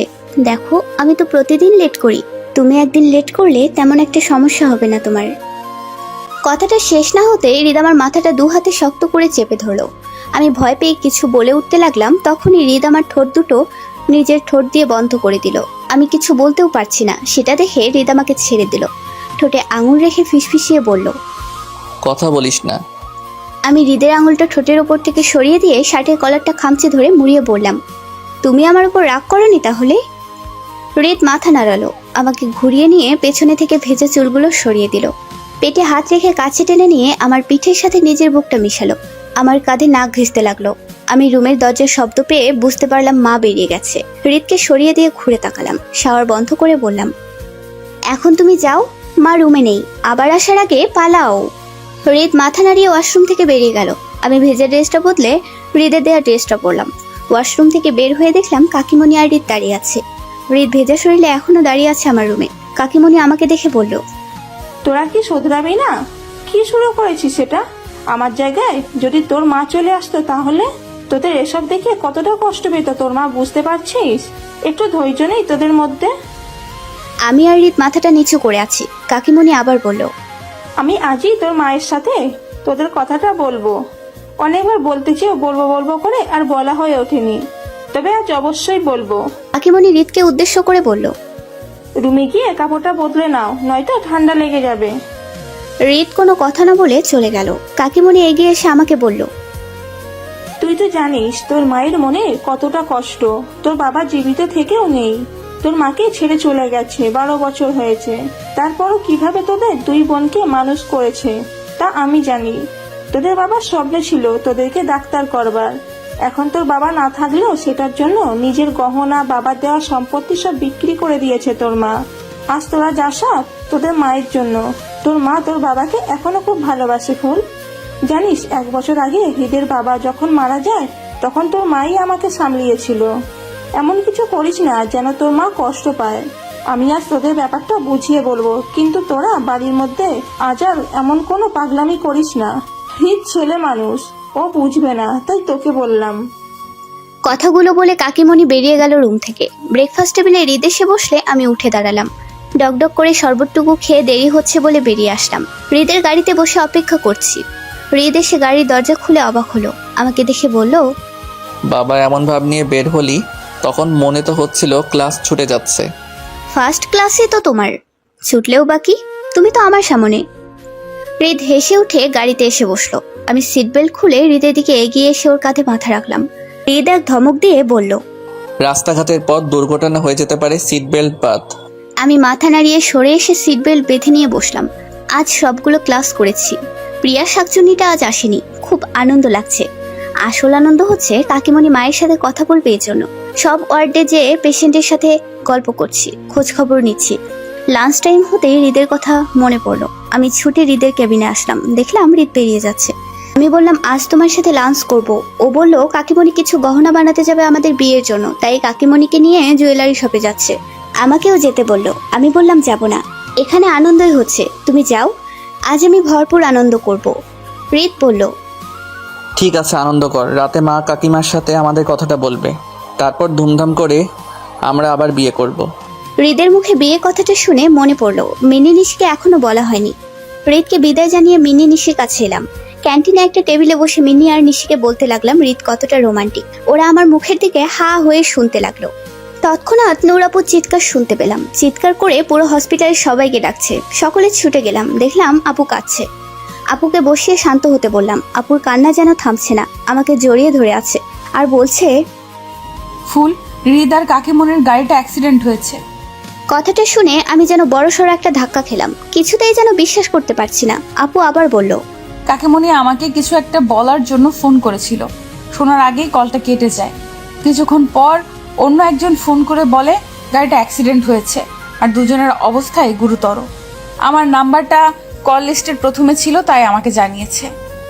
আপুর কথা শেষে অ্যাম্বুলেন্স এসে গেছে বলল একজন ওয়ার্ড বয়। আমি শুনে যেন সহ্য করতে পারছি না অ্যাক্সিডেন্টের কথাটা। মাথার মধ্যে পুরো দুনিয়াটা ঘুরছে, কি হচ্ছে বুঝতে পারছি না কিছু। শুধুই হৃদের নামটা মুখে আসলো। হৃদ বলে একটা চিৎকার দিয়ে জ্ঞান হারিয়ে ফেলি। যখন জ্ঞান ফিরল, কেবিনে আমার বেডের পাশে মাকে দেখতে পেলাম।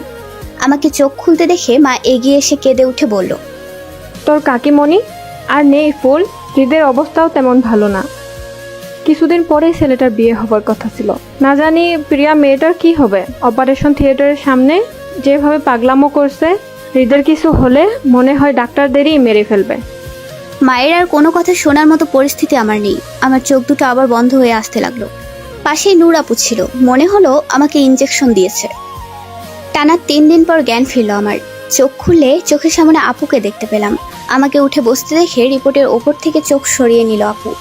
আমার দিকে এগিয়ে এসে রিপোর্টটা আমার সামনে রাখলো। আমার 2 কাঁধে হাত রেখে উঠিয়ে বসালো আমাকে। আমি একটু সজাগ হলে হৃদের কথা মনে পড়লো। অমনি আমি বেড থেকে নামতে চাইলাম, আপু বাধা দিল আমায়।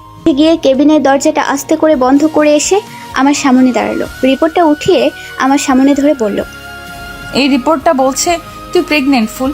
আমি জানতে চাই তোর সন্তানের বাবা কে, সায়ান নাকি হৃদ? মুহূর্তে আমার চোখ বেয়ে 2 ফোঁটা পানি গড়িয়ে পড়লো। আমি পেটে হাত রেখে বললাম আমি প্রেগনেন্ট, হৃদের সন্তান। আপু আমাকে ধরে ঝাঁকিয়ে বলল যদি তোর আর হৃদের সম্পর্কটা এতই গভীর হয়ে থাকে, তাহলে সেদিন কেন বলেছিলি হসপিটালে সকলের সামনে তুই সায়ানকে ভালোবাসিস? আমি আপুর মুখের দিকে তাকালাম। আপুকে বললাম তোমার জন্য, তোমার আর মেক্সারের সংসার বাঁচাতে। কিন্তু সেটা শুধুই অভিনয়। আমি পারবো না হৃদকে ছাড়া থাকতে। আমার হৃদ কেমন আছে আপু? আপু সঙ্গে সঙ্গে আমাকে জড়িয়ে ধরলো, কেঁদে উঠে বলল আমি জানতাম আমার বোন এমন কিছু করতে পারে না যেটা অসম্মানের। অনেক বড় হয়ে গেছিস তাই না? হৃদকে তুই এত ভালোবাসিস, আমাকে একটাবার বলার প্রয়োজনও মনে করলি না? আমি তোকে সেদিনও জিজ্ঞেস করেছিলাম হৃদকে ভালোবাসিস কিনা, তুই কেন বললি না আমাকে? আমি যদি জানতাম এত বড় একটা অন্যায় কখনো করতাম না তোর সাথে। আমার কাছে মেঘ যতটা ইম্পর্টেন্ট, তুইও ঠিক ততটাই ইম্পর্টেন্ট। মেঘ যদি সত্যি আমাকে ভালোবাসে, কিছুতেই আমাকে ছাড়বে না। কিন্তু ওর সাথে থাকবো বলে তোর জীবনটা নষ্ট করবো, এটা কিভাবে ভাবলি তুই? হৃদ তোর, ওকে আমি তোর জীবনে ফিরিয়ে দেবো, কথা দিচ্ছি। আমি আপুর হাত দুটো শক্ত করে ধরে বসলাম। আপুকে বললাম আমার হৃদ সুস্থ আছে তো? আপু মাথা নাড়িয়ে হ্যাঁ অর্থ বোঝালো। আমাকে আপু কিছু বলতে যাবে এমন সময় আপুর ফোনটা বেজে উঠলো।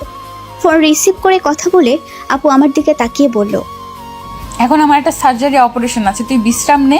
আমি অপারেশন শেষে তোকে হৃদের কাছে নিয়ে যাব। এতক্ষণ আমি অপেক্ষা করতে পারবো না আপু। আমি ওকে না দেখে থাকতে পারবো না। ওর কেবিনটা কোথায় বলো, আমি গিয়ে দেখা করছি। হৃদ হসপিটালে নেই ফুল। হৃদের জ্ঞান ফেরার পর প্রিয়া অনেক জেদ ধরে হৃদকে আমাদের বাড়িতে নিয়ে গিয়েছে। হৃদের পুরো ট্রিটমেন্ট মেঘ নিজে করেছে, আমি শুধু হসপিটাল সামলাচ্ছি। আপুর মুখে এই কথাটা শুনে আমি আর বসে থাকতে পারলাম না। উঠে দাঁড়িয়ে হাত থেকে একটানে সেলাইয়ের সুচ ছাড়িয়ে নিলাম। আপুকে বললাম আমার হৃদ প্রিয়ার কাছে? আমি হৃদের কাছে যাব। ও বাড়িতে আমি হৃদকে এক মুহূর্তও থাকতে দেব না। আমি ফিরিয়ে আনবো আমার হৃদকে। কথাগুলো বলতে বলতে কেবিনের দরজা খুলে ছুটতে লাগলাম বাইরের দিকে। আপু আমাকে পেছনে থেকে ডাকলো, কিছু বলতে চাইলো আমায়। আমি না শুনেই চলে আসলাম। সার্জারির কারণে আপু পেশেন্টের কথা ভেবে হসপিটালের গেট পর্যন্ত এসে থেমে গেল। আর আমি অটোতে উঠে চলে আসলাম আপু আর মিক্সারের বাড়িতে। খুব জোরে চিৎকার করছি হৃদের নাম ধরে ডেকে। ভেতরে এসে দেখতে পেলাম খাবার টেবিলে হৃদ বসে আছে। এক লোকমা ভাত মুখে দিয়ে খুব জোরে নিঃশ্বাস নিচ্ছে হৃদ। প্রিয়া আমার কণ্ঠ শুনে পেছনে ঘুরে আমাকে দেখতে পেল। আমাকে কিছু না বলে হৃদের দিকে এগিয়ে গেল। হৃদকে বলল, এইসব খাবার আমি নিজের হাতে বানিয়েছি, তোমাকে খেতেই হবে হৃদ। হৃদ খুব জোরে নিঃশ্বাস নিতে নিতে বলল। অনেক ঝাল খেতে পারবো না আমি।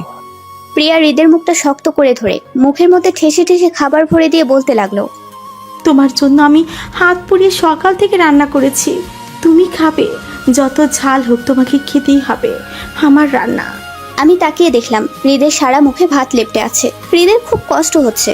আমি আর এক মুহূর্ত দেরি না করে এগিয়ে গিয়ে প্রিয়াকে টেনে কষিয়ে দুগালে কয়েকটা চর মারলাম।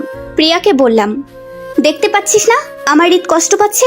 এত ঝালের তরকারি খায় না আমার হৃদ, তারপরও তুই ওকে জোর করে খাওয়াচ্ছিস। প্রিয়া ভাইয়া বলে চিৎকার করে উঠলো।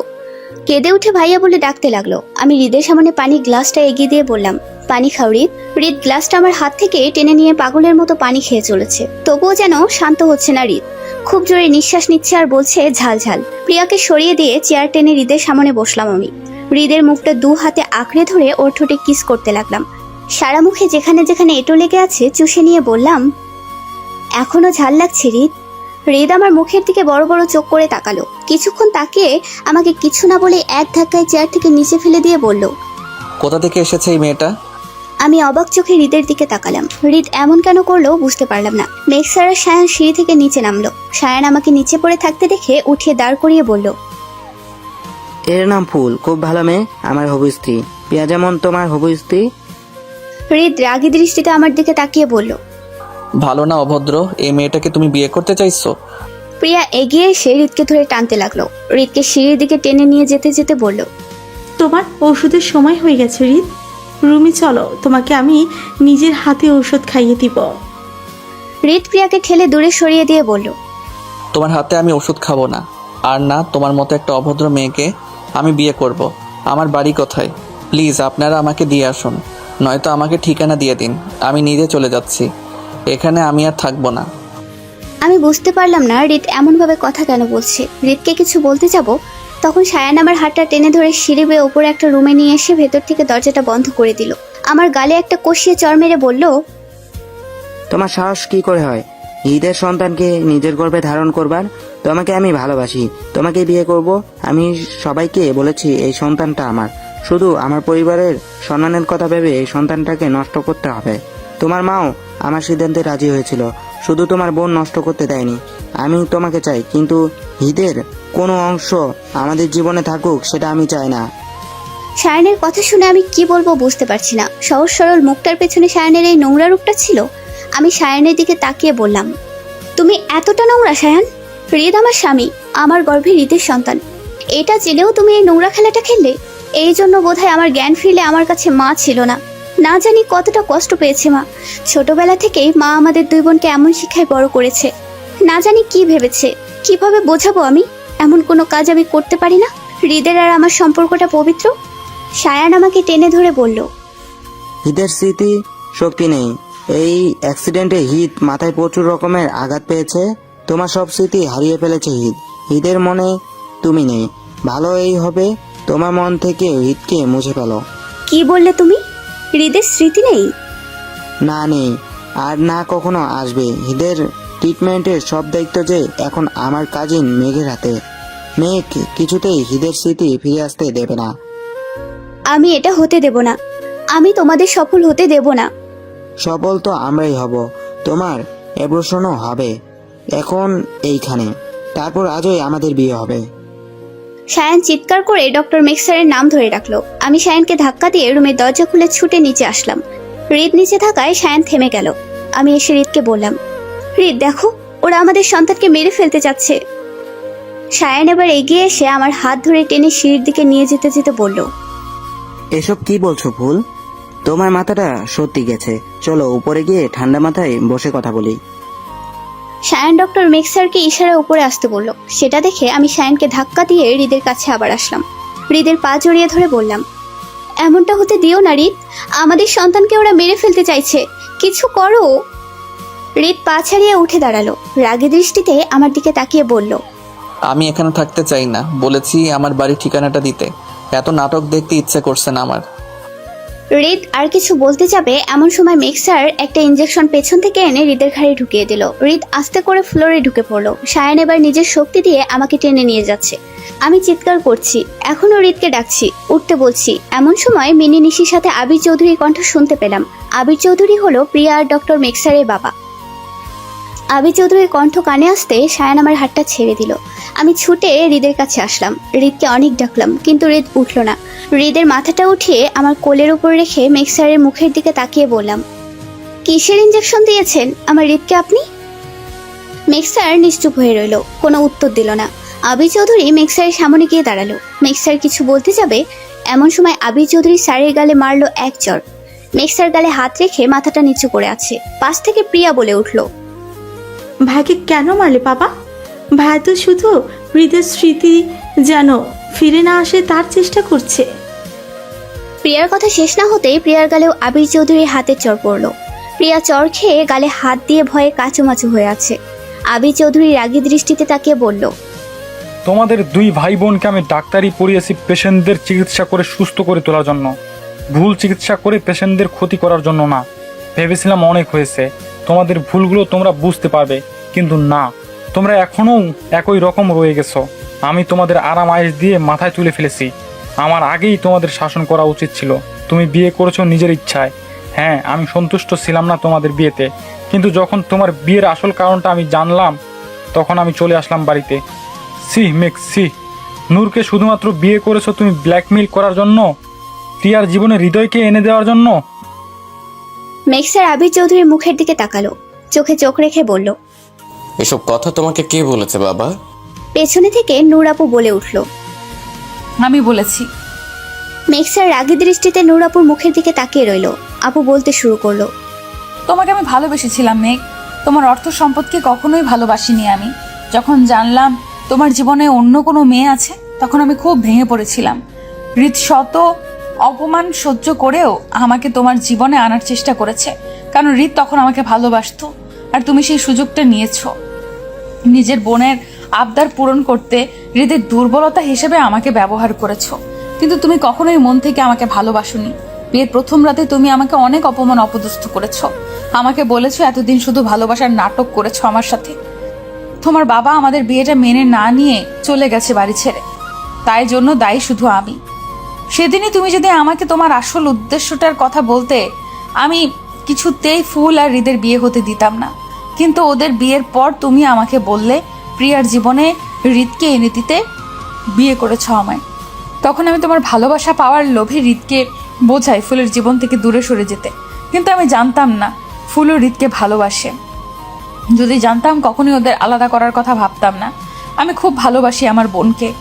তোমার বোনের জন্য যদি তুমি আমাকে ব্যবহার করতে পারো, তাহলে আমি আমার বোনের সুখের জন্য তোমাকে কেন ছাড়তে পারবো না? তুমি সেদিন আমাকে বলেছিলে না আমার সাথে সংসার করার কথা ভাববে? আজ আমি বলছি তুমি চাইলেও আর তোমার সাথে থাকবো না আমি। তুমি আমার বোনের সন্তানকে নষ্ট করতে যাচ্ছিলে, এতটা নীচ তুমি।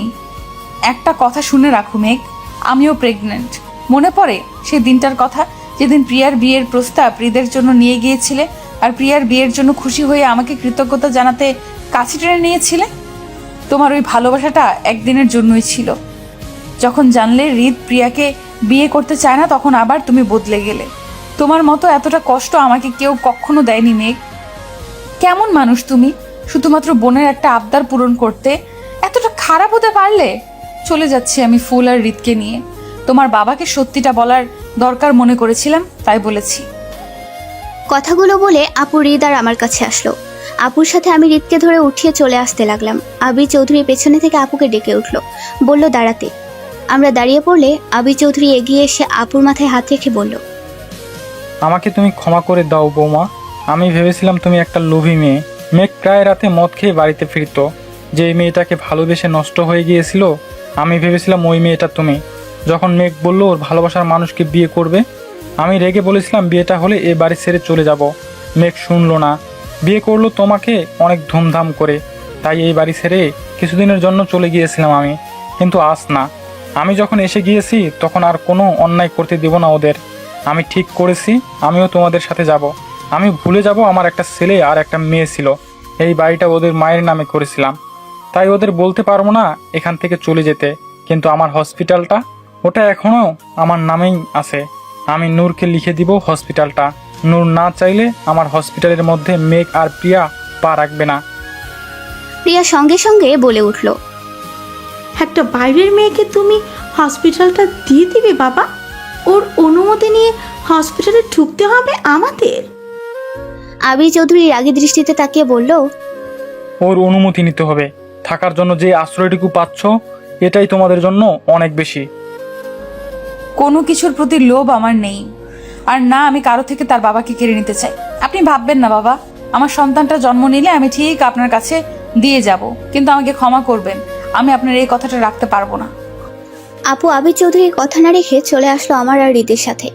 আবির চৌধুরী অনেক অনুরোধ করলো, শুনলো না। বাড়িতে এসে রিতকে রুমে এনে শুইয়ে দিয়ে আপু ওর চেক আপ করলো। কিছুক্ষণ চুপ থেকে বলল আমায়, ভয় নেই ফুল, মেঘ হয়তো ইঞ্জেকশন দিয়ে হৃদকে স্মৃতি ভুলিয়ে রাখতো। 3-4 ঘন্টার মধ্যে হৃদের জ্ঞান ফিরলে সব মনে পড়ে যাবে। আমি কিছু ওষুধ লিখে দিচ্ছি, ওইগুলো আনিয়ে নিস মাকে দিয়ে। হৃদের যত্ন নিস আর নিজেরও খেয়াল রাখিস। কথা শেষ করে আপু আমাকে হৃদের রুমেই থাকতে বলে বেরিয়ে গেল। আমার রুমে গিয়ে ভেতর থেকে দরজাটা বন্ধ করে দিল। আমি হৃদকে রেখে একটু এগিয়ে এসে জানালার সামনে দাঁড়িয়ে দেখতে পেলাম আপু কাঁদছে। মাও এগিয়ে এসে দেখতে পেল ব্যাপারটা। মা আপুকে ডাকতে চাইলো। আমি মায়ের মুখটা টিপে সেখান থেকে সরিয়ে আনলাম। মাকে বললাম আপুকে কাঁদতে দিতে। মেক্সার যেটা করেছে, তারপরও মেক্সারকে ভোলা আপুর জন্য সহজ হবে না, তাই আপুর কেঁদে মনটা হালকা করা প্রয়োজন। সন্ধ্যার দিকে হৃদের জ্ঞান ফিরেছে, ওর সব মনে পড়েছে। কাকিমণির কথা ভাবতেই অনেক ভেঙে পড়েছে হৃদ। কাকিমণি আর নেই, এটা যেন ও বিশ্বাসই করতে পারছে না। কত স্বপ্ন ছিল কাকিমণির আমাদের বিয়েটা নিয়ে, অথচ কি হয়ে গেল। মা আর নূরাপু হৃদকে সামলাচ্ছে। আমার শরীরে শক্তি কোথায়? 3 দিন তো হসপিটালে পড়েছিলাম, কিছু খাইনি, নিজের যত্নও নেইনি। এখন দুর্বলতায় ঘিরে ধরেছে আমাকে। আপু প্রেগনেন্ট, মনের অবস্থাও ভালো নেই। এর মধ্যে সবকিছু নিজের হাতে সামলাচ্ছে। আপুর বেবিটাকে নিয়ে খুব চিন্তা হচ্ছে। প্রিয়া যেমন জেদি মেয়ে, এত সহজে মেক্সারকে আপুর কাছে আসতে দিতে চাইবে না। কিছু করে না বসে প্রিয়া। আবার ভাবছি এত ভয় পেলে চলবে না। আবির চৌধুরী তো আছেন, ওনাকে বলে যদি মেক্সারকে তার ভুল বোঝাতে পারি, তাহলে আমার আপু একটু সুখী হবে, নিজের ভালোবাসাকে ফিরে পাবে। হৃদের পাশের বালিশে শুয়ে আছি আমি। নূরাপু আর মা রুম থেকে বেরিয়ে যাওয়ার সঙ্গে হৃদ ঘুরে এসে আমার পেটে নিজের মুখটা গুজে দিল। হাউমাউ করে কাঁদতে লাগলো হৃদ। আমি বুঝতে পারছি ওর কাকিমণির কথা খুব মনে পড়ছে, কিন্তু ওকে কি বলে বোঝাবো সেটা ভেবে পাচ্ছি না। হৃদের চুলের ভাঁজে হাত ডুবে মাথাটা আঁকড়ে ধরে উঠিয়ে বললাম, দেখো হৃদ, তুমি যদি এভাবে কাঁদো তাহলে কিন্তু আমিও কাঁদবো। আমি কাঁদলে তোমার পুচকুও কাঁদবে। হৃদ আমার মুখটা টিপে ধরলো। এক হাতে চোখের পানি মুছে নিয়ে অন্য হাতটা আমার পেটের উপরে রেখে কাঁপা কাঁপা ঠোঁটে বলে উঠল, আমার মনে হচ্ছে আমার মা আমাদের খুব কাছে আছে। তোর আর আমার সন্তান এইখানে। কথাটা বলেই হৃদ আমার কপালে একটা চুমু দিয়ে মাথাটা এনে আমার বুকে রাখলো। আমি হৃদের পিঠে একটা হাত রেখে অন্য হাতটা হৃদের মাথায় রাখলাম। হৃদ আমায় শক্ত করে জড়িয়ে ধরে বলল, আমার সন্তানের খুব যত্ন নিতে হবে, কিন্তু তুই খাওয়া দাওয়া তেমন একটা করিস না। এই সময়টাতে লেখাপড়ার পাশাপাশি তোকে প্রচুর খেতে হবে। সিঁড়িতে চড়া যাবে না, রাত জাগা যাবে না, আর আমাকে ভালোবাসতে হবে। পারবি? পারবো। এখন একটু ঘুমাও তো তুমি, কাল হসপিটালে যাবা তো। কাজের মধ্যে থাকলে তোমার মনটাও ভালো থাকবে। হৃদ কথা বলতে বলতে ঘুমিয়ে পড়লো। আমারও ঘুম আসলো।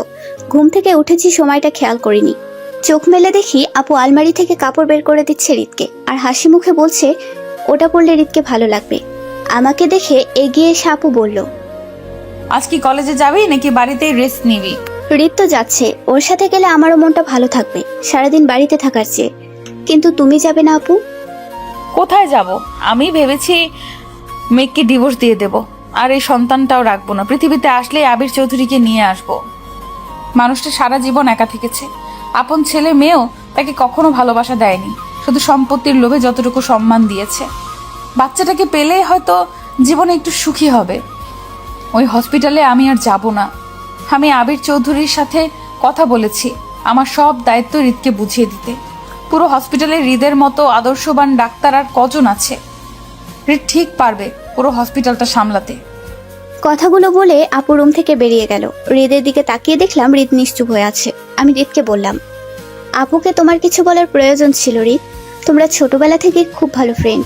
বেবিটার জন্য অন্তত মেঘসারের কাছে ফিরে যাওয়া উচিত আপুর। তুমি তো আপুকে বলে বোঝাতে পারো। আমি কখনোই নূরকে বলতে পারবো না মেঘের মতো একটা খারাপ মানুষের সাথে সংসার করতে, মেঘের কাছে ফিরে যেতে। মেঘের বেবিটা যদি মরেও যায় তবুও না। ভালো হয়েছে নূর নিজের থেকে ওর ভুল বুঝতে পেরেছে। মেঘের কোনো যোগ্যতা নেই নূরের ভালোবাসা পাওয়ার। তোমার আছে যোগ্যতা? আমার প্রশ্ন শুনে হৃদ আমার মুখের দিকে তাকালো। আমি উঠে গিয়ে হৃদের সামনে এসে দাঁড়িয়ে বললাম, দেখো হৃদ, আপুকে তো তুমি ছোটবেলা থেকেই ভালোবাসতে, হয়তো এখনো ভুলতে পারোনি। আমি বুঝতে পারছি তোমার মনে এখনো আপু আছে। নিজের সন্তানের কথা কত ভাবো, অথচ মেঘসারের সন্তান। তুমি কিভাবে বলো বেবিটার মরে যাওয়ার কথা? তোমার মুখে কি কিছুই আটকায় না? আমি সব সময় চাই আপু নিজের ভালোবাসার মানুষের কাছে সুখে থাকুক, আর তুমি চাও আপু এভাবে মেঘসারি থেকে দূরে থেকে কষ্ট পাক। হৃদ আমার কথা শুনে খুব রেগে গেল। নিজের রাগ কন্ট্রোল করে বলল, ফুল, আমাকে রাগিয়ে কখনো কথা বলিস না। আমার নূরের জন্য চিন্তা হয় বলে কথাগুলো বলেছি। আমি নূরের পরিবারের একজন সদস্য, ওর ভালো চাই আমি। এটাকে কেন্দ্র করে এমন কিছু বলিস না যা তোর আর আমার সম্পর্ক নষ্ট করে দেয়। আমি হৃদকে টেনে ধরে বললাম, আচ্ছা সরি, ভুল হয়েছে আমার, তোমাকে আর কিচ্ছু বলবো না। হৃদ আমার মুখের দিকে তাকালো, আমাকে জড়িয়ে ধরে বলল, এত বোকা কেন রে তুই? তুই জানিস তোকে আমি কতটা ভালোবাসি। নূর ছিল আমার অতীত, তোর মুখে যেন আর কখন আমি এমন কথা না শুনি। আমি মাথা নাড়িয়ে বলবো না বুঝিয়ে হৃদকে সরিয়ে দিয়ে ওয়াশরুমে চলে গেলাম। হৃদ যতই বলুক আমি তো ওকে ভালোবাসি। চিন্তা হয় খুব, হৃদ শুধুই আমার। ওর মনে আপুকে আর আসতে দেব না। আপুকে মেঘসারের জীবনে ফিরে যেতেই হবে। পুরো হসপিটালটা আজ অন্যরকম লাগছে। হৃদ আমাকে মাটিতে পা রাখতে পর্যন্ত দিচ্ছে না, সারাক্ষণ কোলে নিয়ে ঘুরছে। চলছি আমি, কিন্তু পা দুটো ওর।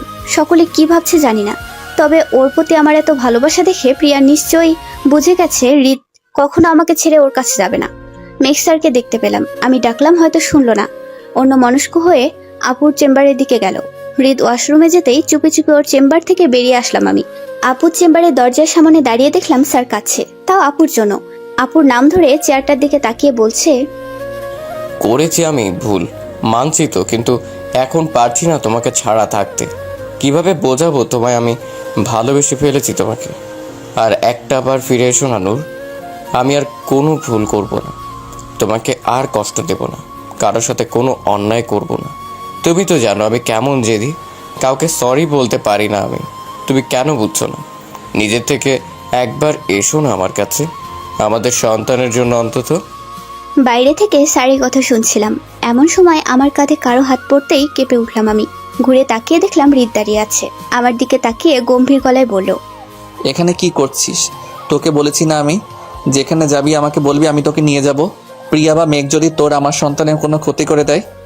আমি হৃদকে ঘুরিয়ে ওর কাঁধে হাত বাঁধিয়ে সামনের দিকে ঠেলে চলতে চলতে বললাম, তুমিও না হৃদ, কোথায় এতদিন পর আসলাম সকলের সাথে আড্ডা দেব, তা না সারাক্ষণ তোমার এই এক কথা। হৃদ আমাকে টেনে সামনে এনে বলল, এতদিন যত যা করেছিস কিছুই বলিনি, কিন্তু এখন না। আমার সন্তানের কিছু হলে তোকে আমি ছাড়বো না। আমি হৃদের মুখের দিকে তাকিয়ে রইলাম, ভুরু কুচকে বললাম, শুধু তোমার সন্তানের জন্য তুমি আমায় ভালোবাসো না? হৃদ মুচকি হেসে আমার পেটে হাত রেখে বলল, বাসি তো, কিন্তু এখন বেবিটাকে বাসবো। ওর যত্ন নিলে তুইও ভালো থাকবি। পাশ থেকে আবি চৌধুরী এসে বলে উঠলেন, নূর আসেনি হসপিটালে? আমরা দুজন ওনার দিকে তাকালাম। হৃদ মাথা নাড়িয়ে না উত্তর দিলে উনি বললেন, মেঘ কিন্তু অতটা খারাপ ছিল না আগে, ছোটবেলা থেকেই খুব জেদি ছিল মেঘ। হঠাৎ একটা মেয়ে ওর জীবনে আসলো, মেয়েটা যাওয়ার পর থেকেই এমন পাগলের মতো আচরণ করছে। আমি তো আমার সেই ছেলেকে এখন আর খুঁজেই পাই না। মেঘ তো ওর বোনটাকে খুব ভালোবাসে, তার জন্য হয়তো বোনের সুখের কথা ভেবে হৃদয়কে বোনের জীবনে এনে দিতে চেয়েছিল। তোমরা একটু বোঝাবে নূরকে, ভুল কার না হয়।